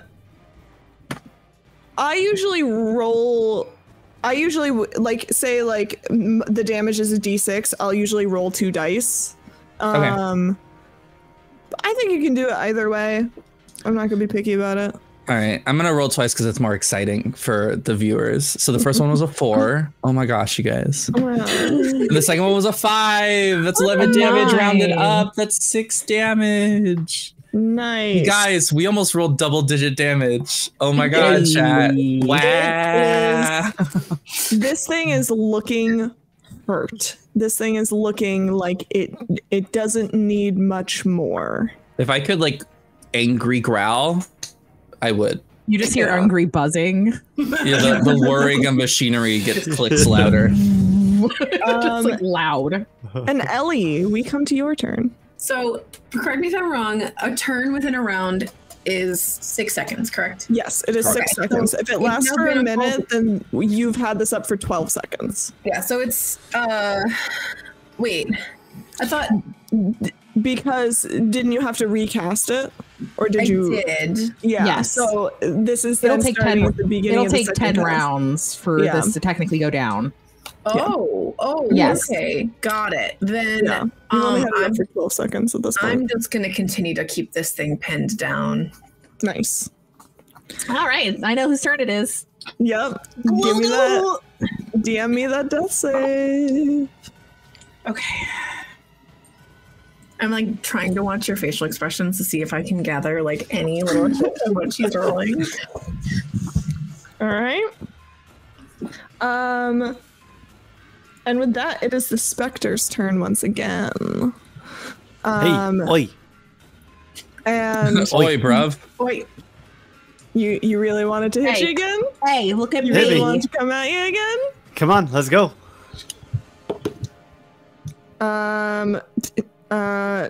Plus, does a 12 hit? No. keep distracting it. What It just echoes. What just happened? Did 3 people just drop on your No. end? No. Because I just lost 3 whole people. Go ahead and refresh. I lost Randall, I lost Sarah, They and I can't lost hear me. Haley. Haley, can Is you tell them to my thing all refresh? fucked up? Evelyn, go ahead and refresh. Can you still see everyone? I can still see everybody. What the fuck happened? Okay. I'm gonna reload because I just lost 3 full people. It's okay. You don't need to see us. Technical difficulties. Don't mind us. Randall, does this happen often? Every once in a while, Video Ninja will kind of like glitch out. One Just- person will drop. The easiest way is just to boot out, get back in. Magic. that NDA. Oh my gosh, I hate you. God, stop talking. That's anti-NDA, girl. I like how that's gonna be like the new thing. Don't talk about the stuff we use. All right. Here at the I see Magic everybody Academy. again. You back? Yeah, I don't know what happened. I lost 3 of you. Except Heather for was me. the only person that was still up. Yikes. I don't know what happened. It's the opposite of what's going on. Yeah, pretty much. So where were we? The Spectre was taking an attack. 12 does hit. Does not. Does not. Okay. Then that is its turn, and we are back to Kellum. Eldritch Blast. It's almost like I'm a warlock. It's almost like a warlock or Does something. 23 hit? A 23 does hit. Get that frosty 1 point of damage. 1 point. It's That's where that still 1 up. point was not supposed to hit me. It went there. And wowee, that's all I can do. That's It is still up. great. You can tell that this thing is hanging on by a thread, and it is screeching, and it is 3's turn. Oh, good. I'm assuming a 21 hits. Yep, sure does. That is 6 damage, cut in half. 3. Teach the how do you kill it? Yes, thankfully.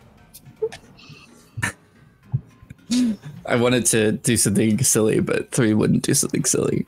If I had my silly ways, I would use Emery's body and just bash it. But No silly ways. Let me go ahead and re-roll a new character. Cool. Because I'm pretty sure that would knock me the fuck out. It's like a bokoblin and a moblin. I'm just like, wee.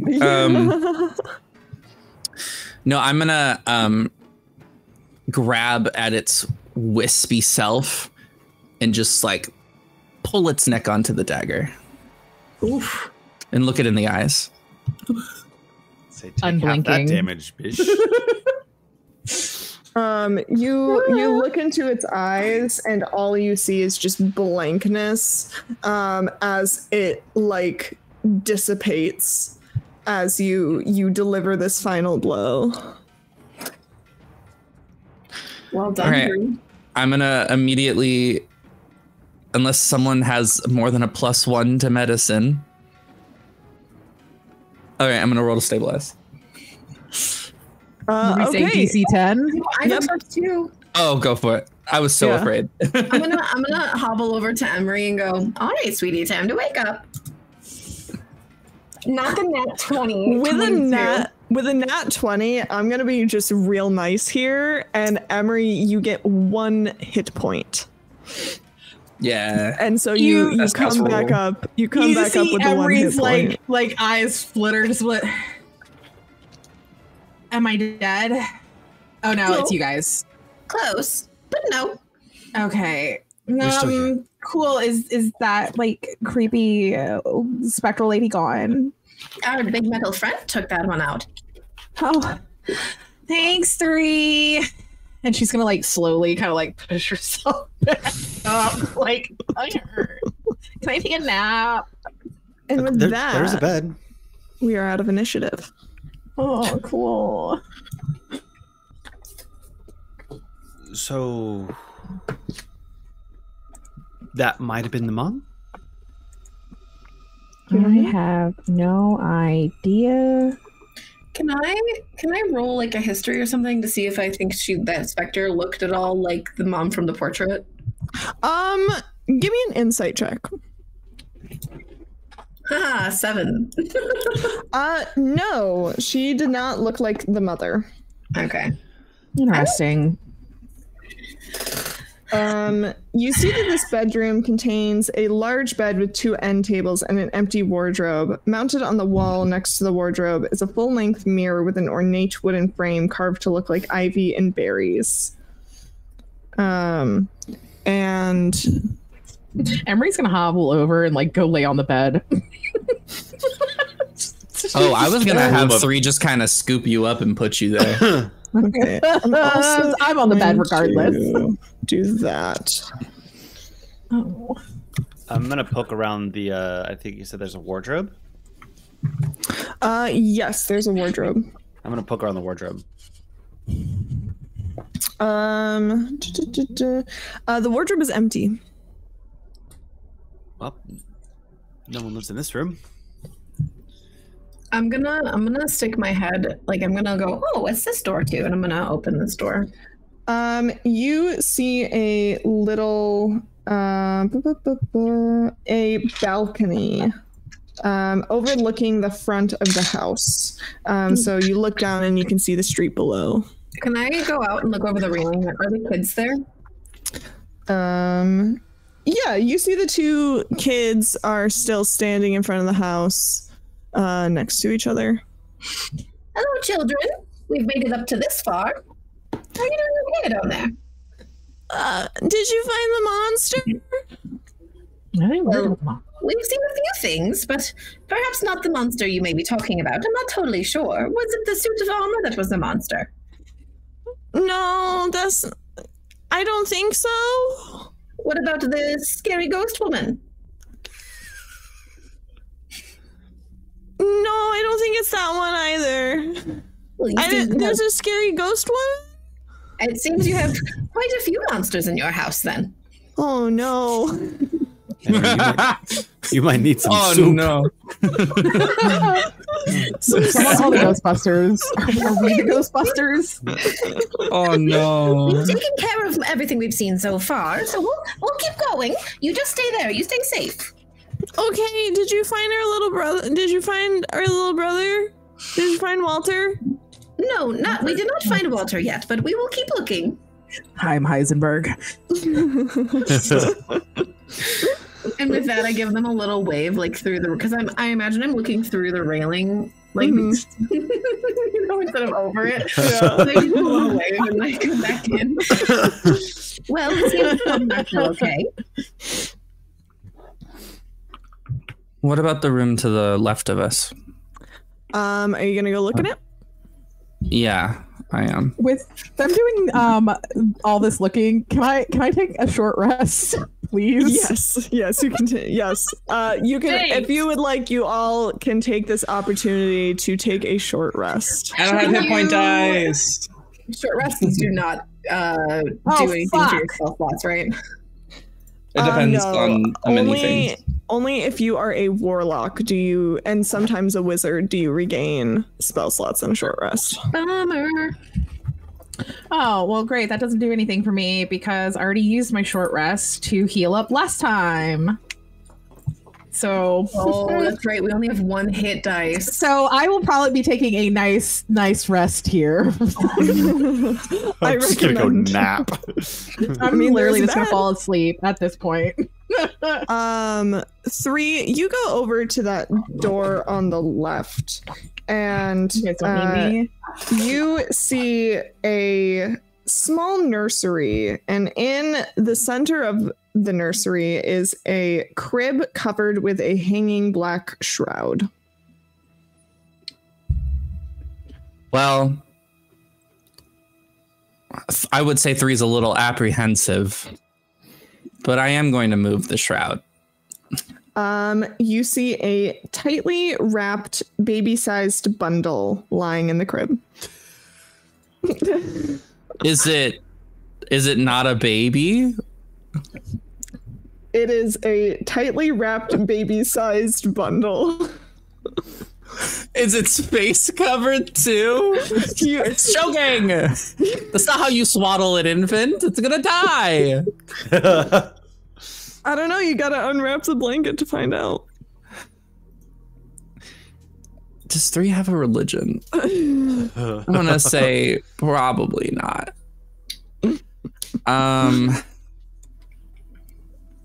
Ay Dios mío, and just maybe instead of unwrapping it, I'm just gonna pick it up and hold it like this. You pick it up. It doesn't have it. It's like you're holding a little blanket. It doesn't have like a particular heft to it.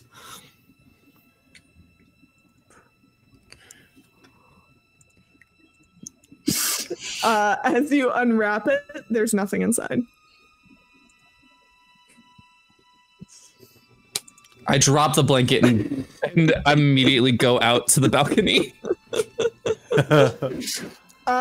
Like I said before, it's a balcony. It goes out to it's overlooking the front of the house. So you look down and you can see the street. You see the children in the street looking up. I pull out my bow, an arrow, aim it, and hit right where the kids' legs are.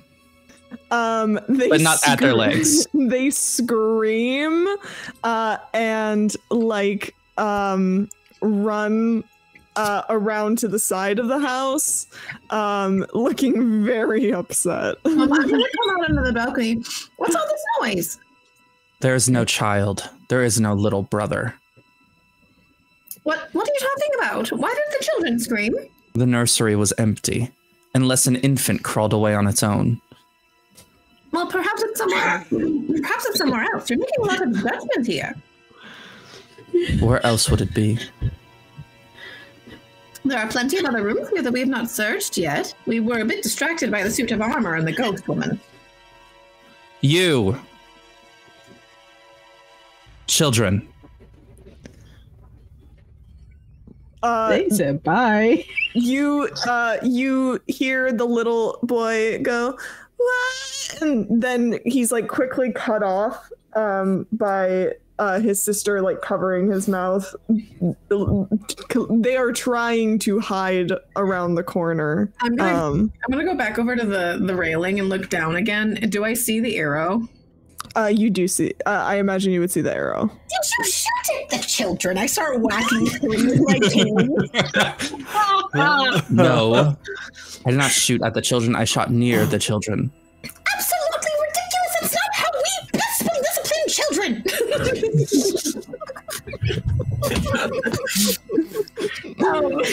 I eventually stop and I go, Rose, Thorn, it's okay. Granny's here. And you see they kind of like peek from around the corner and they look up and they see you and they're still hesitant because they still see 3 and you see Rose, the little girl, looks over at the arrow and then looks back up at 3 and like just kind of holds her little brother's hand. I'm gonna look up at 3. You need to apologize. Tell us the truth, or the next arrow will not miss. We do not threaten children! There is no child here. The nursery was empty.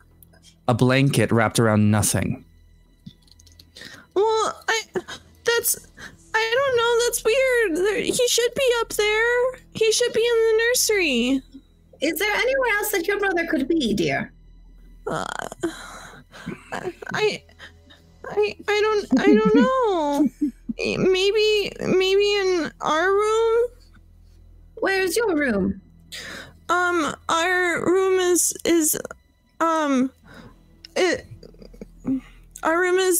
upstairs. There's more. And I look up. Oh, I do see there's another floor up there. Is there another floor? There is indeed a 4th floor, but you do not see an obvious route up at first, I believe. Right now, we don't see anything. Yeah. Emery only sees the black of her eyelids. Yeah, you don't see an obvious route up. Wait, well, dears, we haven't seen any stairs for another floor. How exactly do we get to your room? You have to go through you have to hold on. There's a door behind a mirror. Behind the mirror in this room? Yeah. There's a mirror here. Callum, dear, move the mirror, please. I will walk over to the mirror and push on it and then kind of jiggle my hand. Actually, it's a pull. I mean, it could be. It pushes open easily to reveal a cobweb-filled wooden staircase leading up. I found some stairs going up. Oh, sorry. I found stairs going up. Sorry, they're sleeping. Actually, I can yell back down to the children. We found the stairs, dears. We'll find your brother. You just stay there and be safe. Okay. I'm gonna go back in. I take one look at the cobweb-filled stairs. No one's walked up these stairs in years. It does seem a bit odd. I will agree with you there. How would an infant open this up and go up here? Could be You very... should let me shoot one of the kids. That'll make the other one talk. Callum, please speak some sense into this person. We do not shoot children. They're humans. Who cares? It's not a bad plan, but I don't know. They could be the monsters, so we could be upsetting them. They are children. They are not a monster. They're scared out of their minds. Also, Fine. racism against humans is a little bit much, don't you think? You do not know humans as I do. But fine. If you would like to lead the way, Ellie. Are we gonna After you. take like an 8-hour rest here? That sounds like a great idea. Are you guys gonna leave Emery behind to take? No, leave me behind. I'm fine. You guys are great without me. Listen, Bree, I wouldn't mind leading the way, but I do believe that we should let our friend Emery rest for a bit. They seem awful tired. As you wish. DM, may we long rest? Yes, you may long rest. Dope. Cool. The spell slots back, baby. I need those back too. I get back nothing. Oh no. Yeah, I I was Yay. waiting. I get my health and my spell slots back. Oh my goodness. Cool. Oh my god. Did the DM just say we leveled up? That's crazy. Not yet. You're close. I promise. So that time passes. Emery kind of like Russell's kind of stretches again and be like, okay, I feel a little bit better now, but yeah, we can do that again. That'd be perfect. Why didn't we leave with something like healing potions or something stupid? I didn't pack any, unfortunately. Yeah, that would have been smart. I eat metal. That's good to know. You know what? There's a lot of metal here. You could probably like eat the that suit of armor. Yeah. Might be a nice snack. So like what happened while I was taking a nap? Not gonna eat something that potentially has other magic in it. I'm just not gonna leave it alone. The children may or may not be monsters. 3 may or may not have shot them, and we found an open passage behind a mirror. Oh my god. Wow, you guys found a lot while I was taking a nap. Good for you. Didn't want to wake you. We were whispering the whole time. Honestly, I love that. As you all come to the end of your long rest, you do see that it has grown dark outside. It is, it was like early to mid-afternoon before, and now it is late at night, maybe about like 9 or 10 p.m. So I know you said that you found like this staircase. Like, are we going up to like another level, or like should we still check out what's happening here?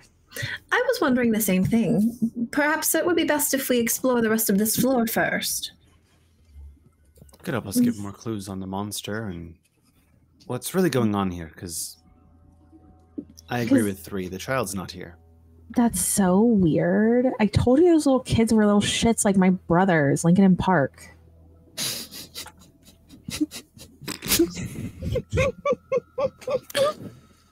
They sound hardcore.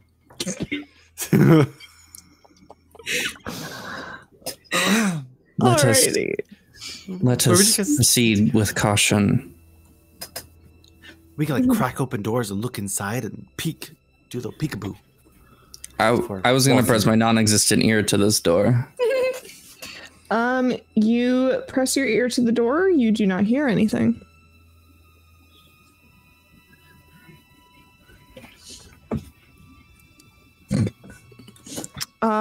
You open the door. I'm not on the right layer. You open the door, and you see dusty shelves line the walls of this room. A few of the shelves have folded sheets, blankets, and old bars of soap on them. And you see a cobweb-covered broom against the back wall.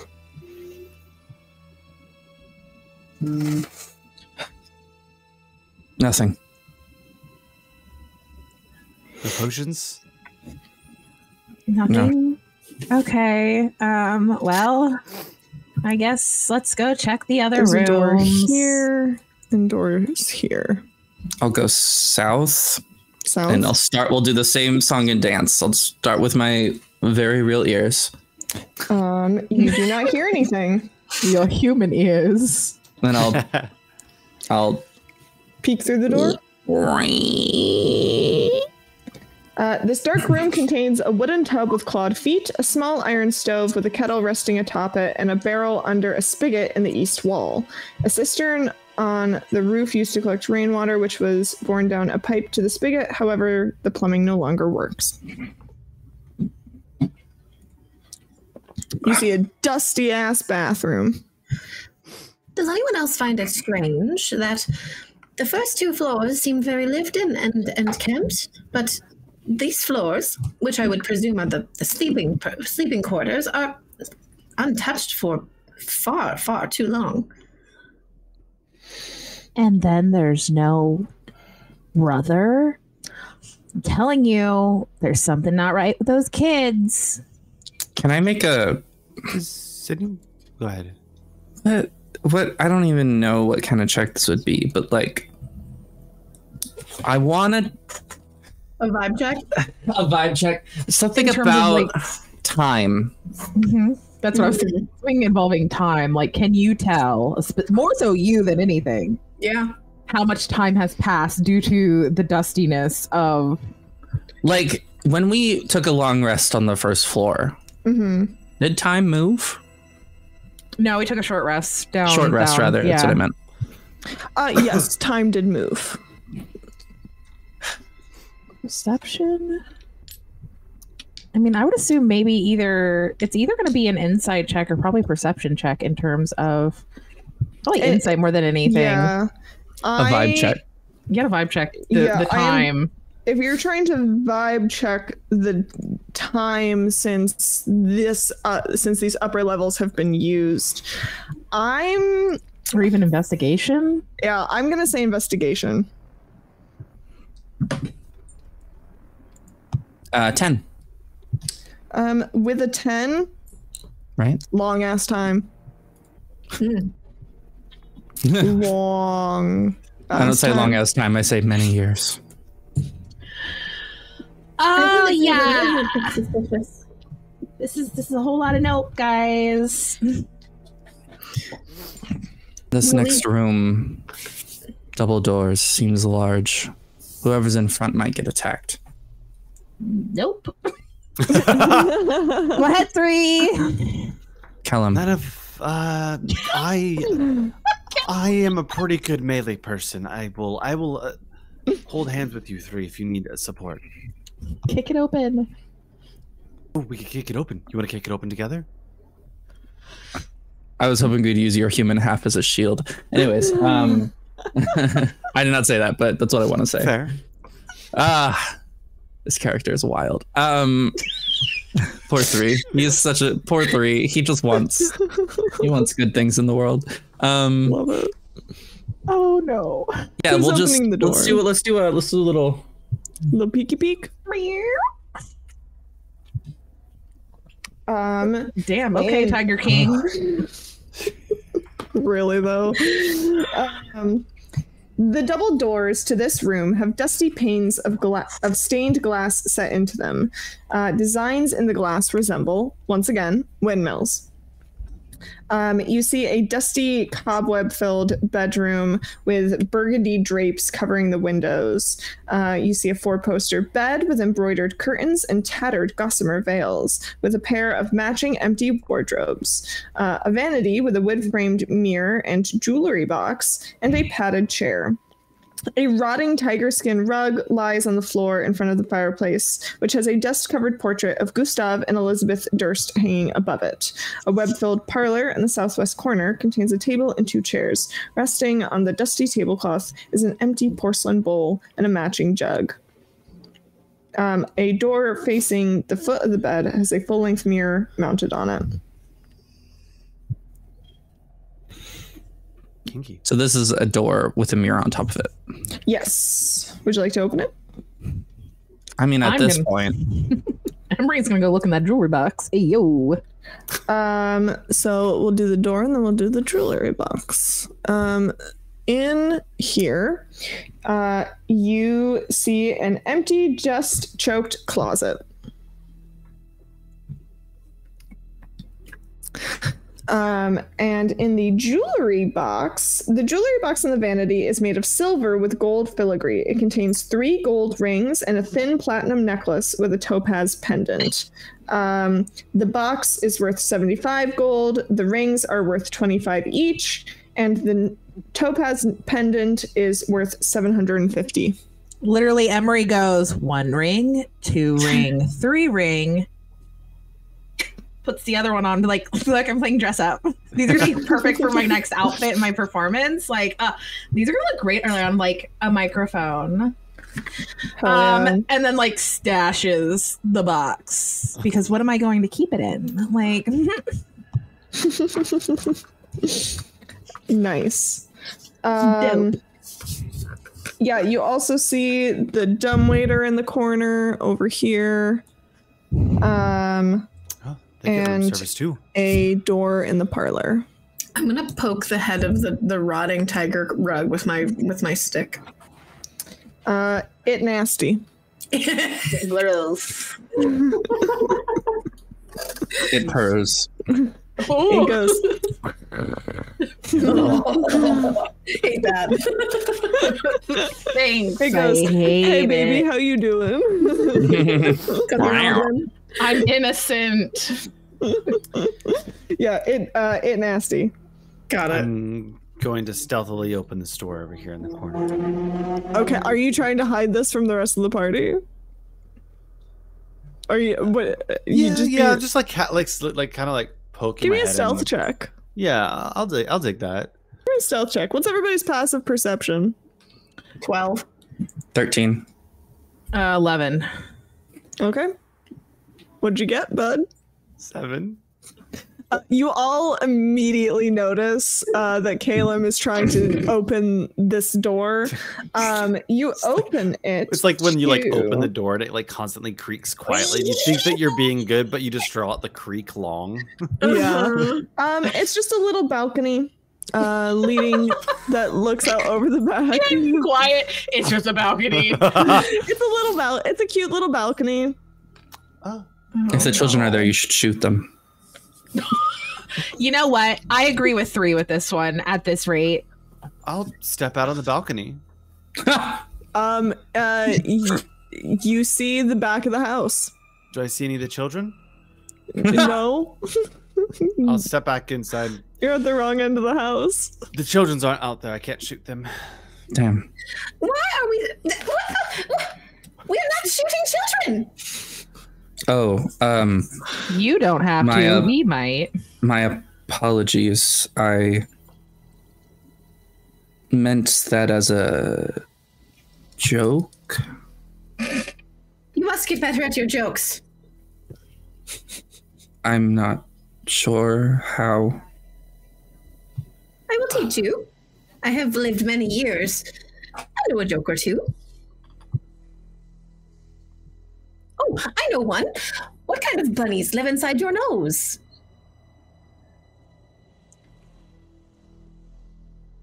What? What kind of bunnies live inside of your nose?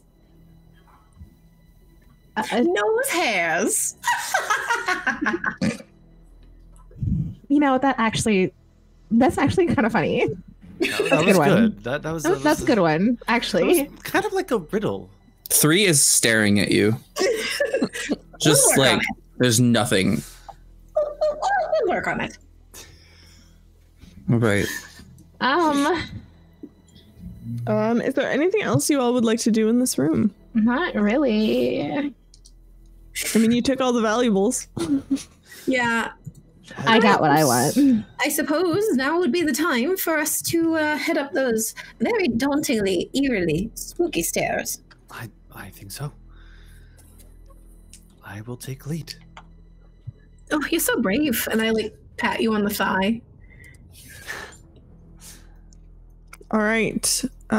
You guys, I can mark layer, token layer.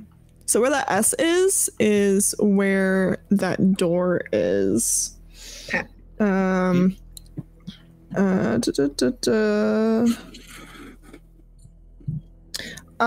You go to open the door and you see that it is held shut with a padlock. Oh. I mean, once you get up to the top of the... yeah. Up at the top of the... Wait. I'm looking at the wrong spot. The door to... I have okay, the yeah, key. I'm looking at the wrong spot. Not yet, Emery. You guys go upstairs to the next floor, and then we'll. That works. That perfect. Yep. Let's get up there. If I was on the right layer, it would make it much easier. You all.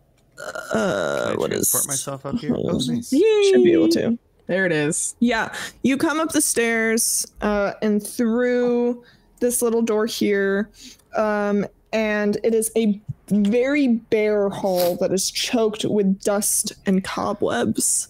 And you see 4 doors. You see one here, here, here, here, and here.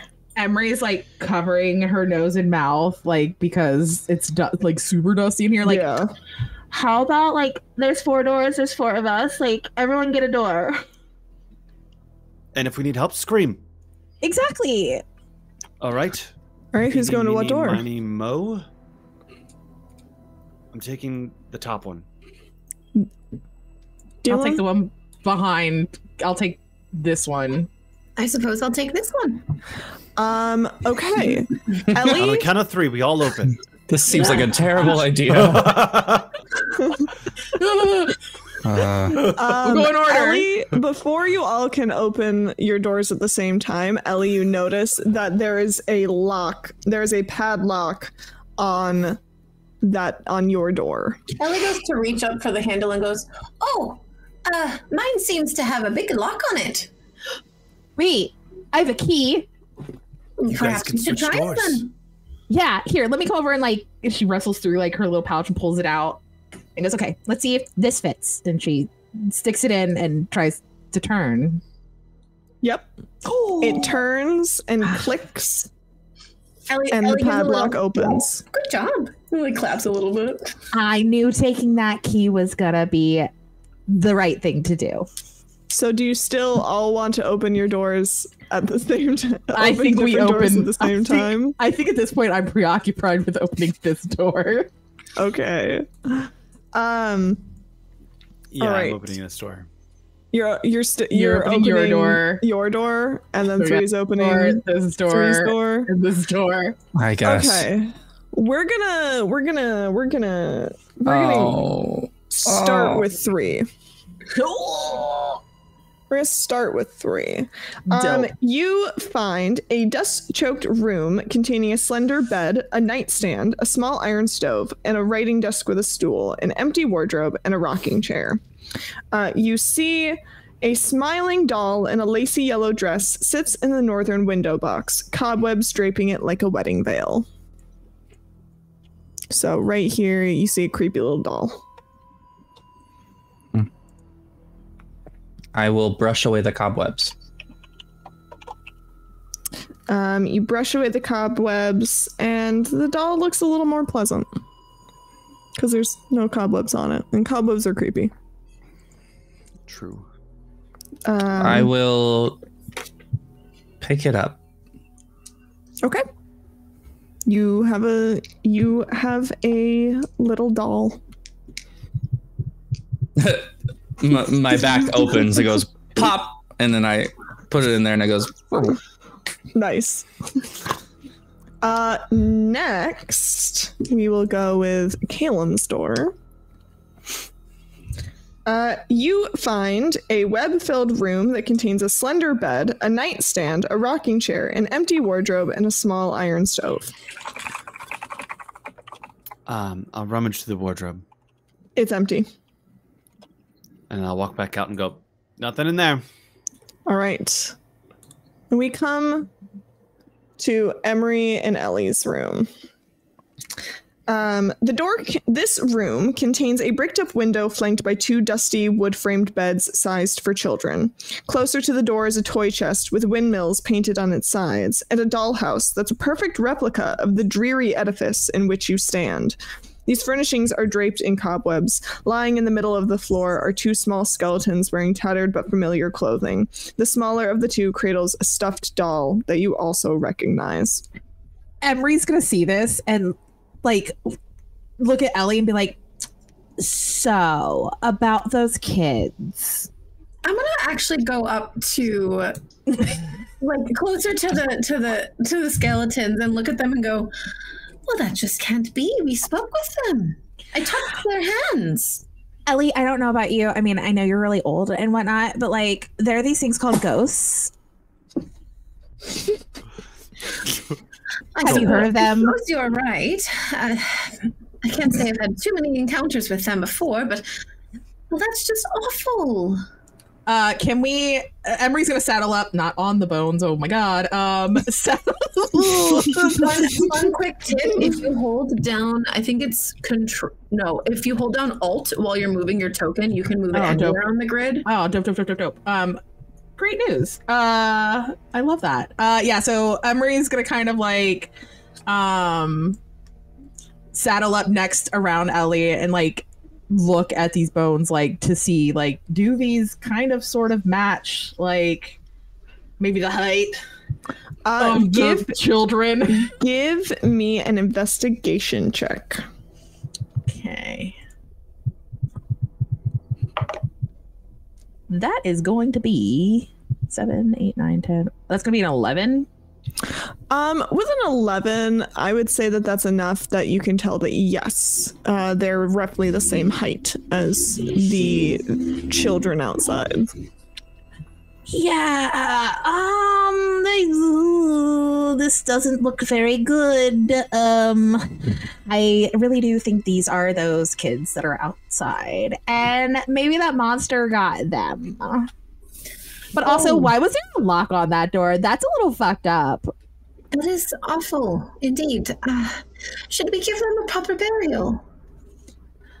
I mean, yeah. And Emery's gonna kind of look around the room to be like, what can we use to carry these bones? I mean, I guess we can like take like their sheets, and then she's gonna pop out real quick and be like, hey guys, I think the kids are dead. Did you find them? Yeah, they're the bones on the floor. Oh. So we could have shot them. Exactly. See, I told you, fuck them kids. Ellie just looks. Ellie's still like standing next to the bones. She looks mega sad. Like, this is breaking her old little lady. All the three of us are like, yeah, fuck them kids. Knew it. No sympathy over here.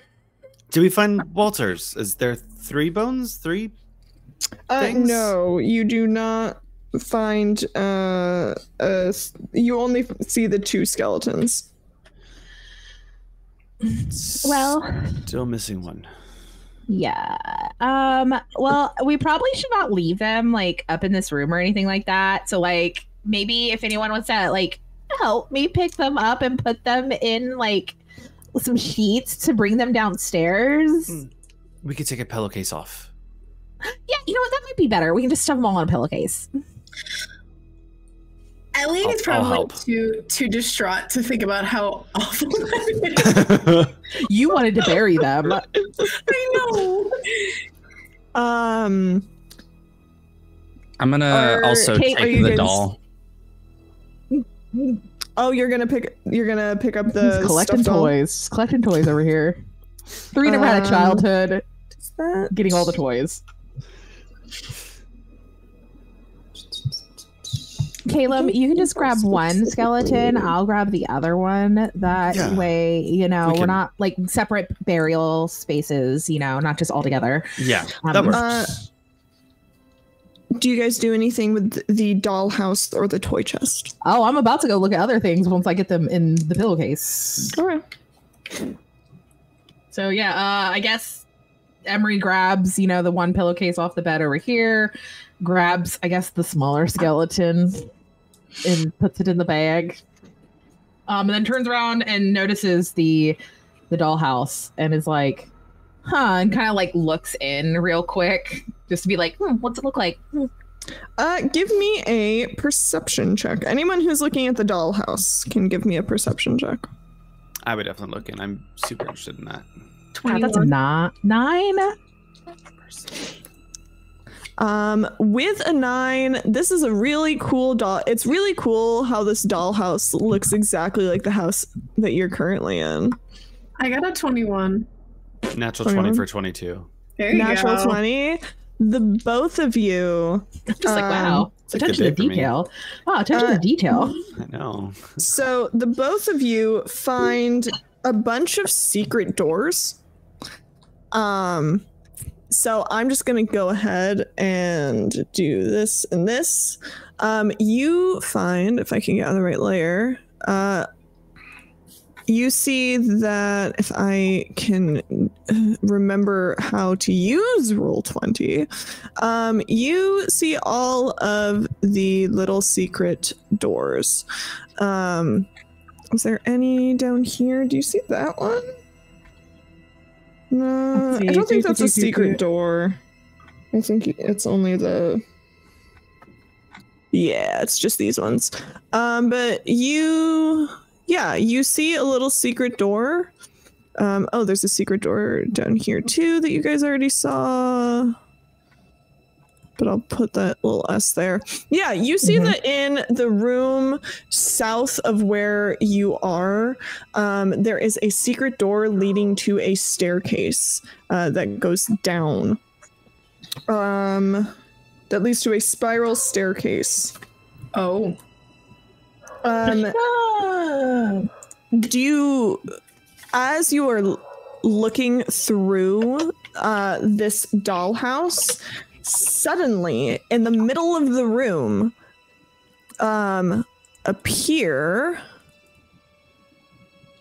two little ghosts. Oh. Nope. See, I told you all. I told you all. I told you all. I told you. And the little girl goes, "Don't touch my dollhouse." You know what?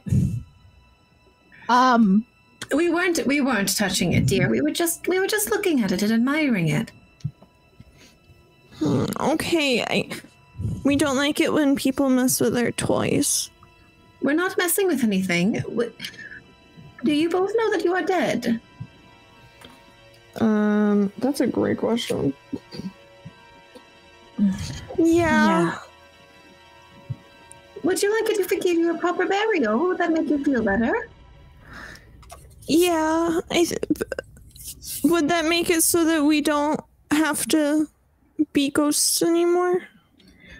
I look at the group and I go, Well, I'm not entirely sure. But Can I do a check? Yeah, can I do a check on that? Would this work if we bury them? Characters and then sources. Find them. Can I make a religion check, please? Yeah. I feel like Emery's just holding the bag of one of the bones, just like make a religion check. A religion. My religion is a 10. that's gonna be a 7 for me. Probably You're if you going were in the to trash. if you were to like put them in their appropriate burial place. If you were to put them in an appropriate burial place, yes, Maybe they would there's, not. like- They would be set to rest. You know, there's What like is a Go ahead. sorry? What does a 15 get me? With a 15, Very worldly 3. Just look at Ellie and just go. I just nod like. Mhm. Yeah. Definitely. If you can lay them to rest, that would be just 10 out of 10. Would be very helpful. We're gonna put them in the bed. Got it. Okay. I'm laying them to rest. I'm gonna walk up to the kids and get down to their level. Okay.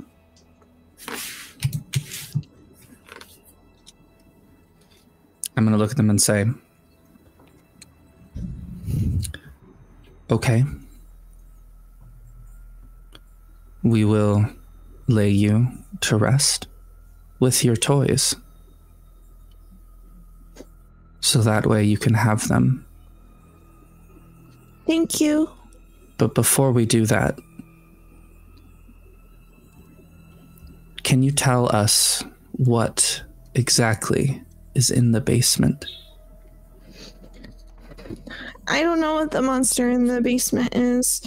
Our parents locked us up here so that to protect us from the monster in the basement, and then they never came back. Oh no, did these babies like starve to death? Oh God. Oh no. 3's like, I figured that out well ahead of you, but go out. It's like, why the sudden change of heart, 3? Because 3 realized this is much more complicated than it seemed. If you want to go to the basement, there's a secret door in the attic. And she points to in the dollhouse this secret door. Okay. Well, Do you know where your brother would be? Is your brother also dead? Mm-hmm. great. Brother could be in the basement. Yes, Maybe yes, the but parents dead. took him. Maybe the parents took him too. Well,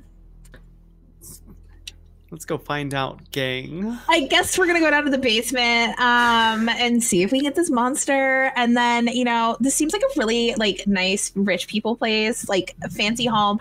And then once we do that, like I'm pretty sure outside there's like a cemetery or something. Like most rich people have them like off their homes, and then we can just like put you guys to rest, like because this is kind of terrible. Are you leaving?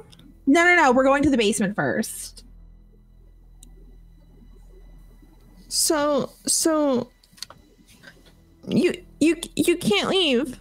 We're not leaving yet. We're going to the basement. We're still in the house. Do you mean the room? You can't leave. I don't like this. Emery's slowly gonna start moving backwards, holding the bag like,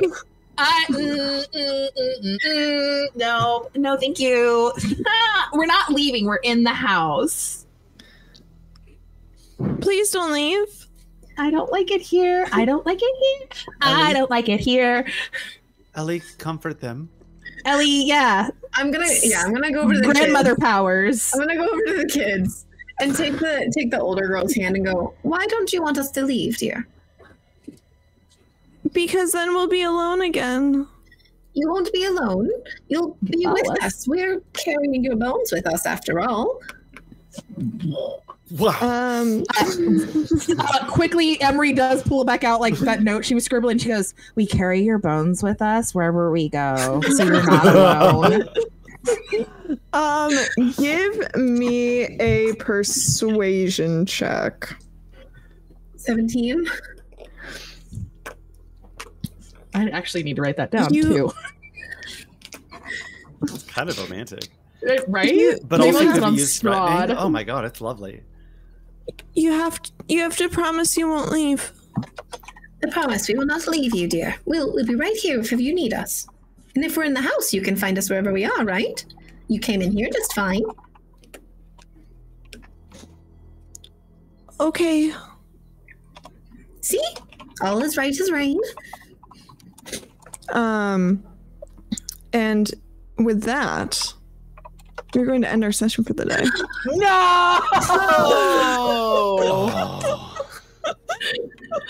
I was so ready to get going. Oh, no.